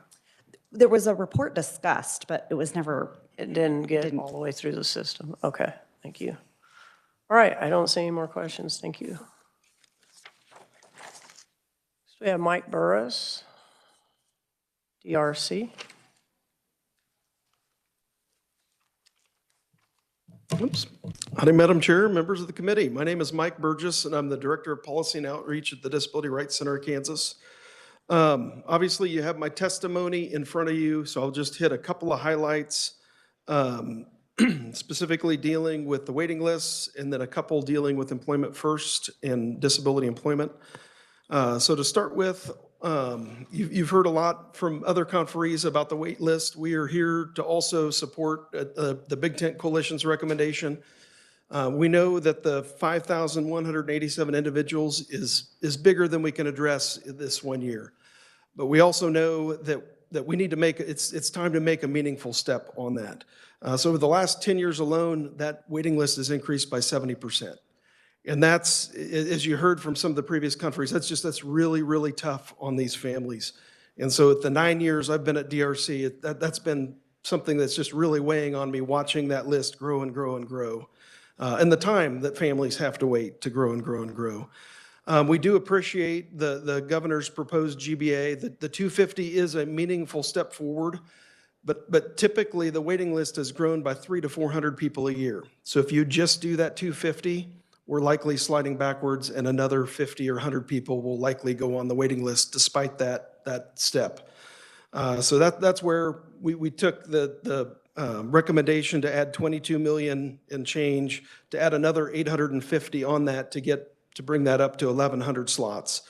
Likewise, on the PD waiver, to raise that 2.2 million, to double that, to create 500 slots. And that will be a meaningful step forward and really make a difference in the lives of so many Kansans with disabilities here. And just to give a little perspective too, because I've heard in committees, eliminating the waiting list isn't this, enormous, impossible thing. For years and years, Kansas had no waiting list. And when one would pop up, we would put together a plan and address it. And I know those of us here in the room and who spoke earlier, we want to bring a plan forward. I know there's a lot of strategic discussion. So think of this as the first year of a strategic plan to address that. We know the community sports waiver is coming. There are other good things coming, but we can't wait for those good things to get here. And so we need to add that, make that recommendation or for additional slots. I mean, and very much appreciative of the rate increases, and I've here advocated for rate increases last year, but it's been 4 years since we've added capacity to these waivers. We've done 0 in the last 4 years, and so that's, again, with that. So the next item is employment first and increases, or ways that we can increase employment outcomes for Kansans with disabilities. And you can see my bulleted recommendations there. You heard previous conferees talk about the supported employment rate. And Madam Chair, I think that might have been the program that you were referencing earlier that pays for job coaching and job development that happens for individuals to find and help them to learn and do the jobs on site for individuals with IDD. And as the previous conferee said too, Kansas was fortunate enough to receive one of those NEON grants, and we have some great recommendations that Dr. Lisa Mills made and presented to KDADS. And so the rate is actually an important part of that. The other part of it that I want to encourage you to endorse is changes to the service definitions. Right now, a provider can't bill for any time that they spend when they're not with the client. And we know that these jobs just don't fall out of the air. Somebody has to go and do job development and talk to an employer and help them to rethink employment. And we get better outcomes when we do this strength-based approach to identify, how we can help an employer with some of their pain points, help individuals with disabilities who have strengths, and we match those two up and create new jobs. And it's an amazing when you watch and hear the success stories that happen there. And so here we are 12 years after Kansas was the first state in the nation to pass the Employment First Act that specifies, competitive integrated employment has to be the first option for individuals with disabilities. And so we know competitive is a rate minimum wage, but competitive to other non-disabled peers. And the integrated deals within the community. So they're not individuals in a segregated setting. They're in the community. And so we know this is an important step, getting that supported employment rate so it's workable. So we fix the rate, we fix the service definitions, and we allow the providers who know how to do this to do it. And we will see some amazing outcomes. So that's a strong thing. Additionally, we know that we need to provide supports in the community to those individuals. Right now, we have individuals that end up going to a service center for toileting or transportation, and that isn't the right reason. Providers are meeting their needs. They're doing this to meet their needs, but we need to be providing those services where the individual needs it, not taking them to a place to do that. And so that's where, again, mobile crisis is something that's already in the works, and we're doing transportation, personal care, and even if those need to be at the job site where they're working in the community, we need to be able to do that. So sorry, I'm jumping ahead here. So we know other states have already gotten rid of 14C, and we have the chance to learn from those providers. What some states haven't done is they haven't invested in those competitive integrated employment opportunities. And that's something that I really want to encourage us to do and make sure that we get those outcomes, that we take this opportunity to make those. And we need to make sure that our investments that you make align with important policies such as the Employment First Act, the CMS Final Settings Rule, the Workforce Innovation and Opportunities Act, and hopefully the soon-to-be-passed Transformation to Competitive Integrated Employment Act. And all those deal with both the competitive and the integration side of creating opportunities for those individuals. And so the last thing is just to make sure that we're doing everything we can to fast track the creation and implementation and ramping up of that community supports waiver. One other last little item. There are a couple of things I won't hit on in my testimony, but I know you'll look at it when you can. Lane Williams is our legal director, and his testimony outlines and makes an ask to support the KDAD's request for NFMH case management. There's a lot of great background there, so I just wanted to call attention to his testimony that's written only for that $1.5 million for that NFMH case management. But with that, Madam Chair, I'd be happy to stand for questions. So you said we didn't used to have a waiting list. Can you tell me how many years ago that was? That's been more than a couple decades. I've been here 20, Yep. and we've always had a waiting list. Yep. So, Senator Petty. No one's mentioned today, and it seems like it's something I've heard in the past, but for example, one of the conferees that testified today mentioned that her daughter went on the waiting list when she was 13. Well, she would have still been in school. She went through to 21. We know that families often put their children on the waiting list before they're actually eligible. So I've heard a percentage in the past of those that are on the waiting list that actually are going on early before they're actually eligible. Do you have a percentage? I don't know the percentage. The University of Kansas, or KDADS may be able to do it through the University of Kansas Center on Developmental Disabilities. They're doing a waiting list study, and they may be able to have that, track that number down for you. Thank you. So looking at the secretary, is that something you can provide to us at some point in time? Okay, thank you. All right, any other questions? All right, thank you. Thank you. Maybe last but not least, Sean Gatewood tells me you're the last one to sign up. That's what it tells me. You're not wrong. And also, just in the spirit of being last, I'm not going to stand between anybody and that door, so I'm going to make it real brief. We support many of the things that came before you today. Competitive integrated employment is very important to us, just making sure that folks can get out into the world and live their fullest life. So to the degree that the governor saw that we should raise those rates, if we want to go there, wonderful. If we want to go further, even better. The same goes for the IDD as well as the PD waitlist reductions. I think the agency had requested double what the governor actually approved in her budget. We obviously would agree that the going as far as we possibly can helps out. The new waiver that I am all of a sudden cannot think of, the community support waiver. Thank you. I got to phone a friend sometimes. We very much support that as sort of one of those integral steps into drawing down the wait list. So with that, I'll stand for questions at the appropriate time. Questions for Sean? I have a question that's not related to who you are looking at right now, but the question earlier about Medicaid, I think it was Stuart was up here, but more men are on it than women. Medicaid, that population, that 18 to 64.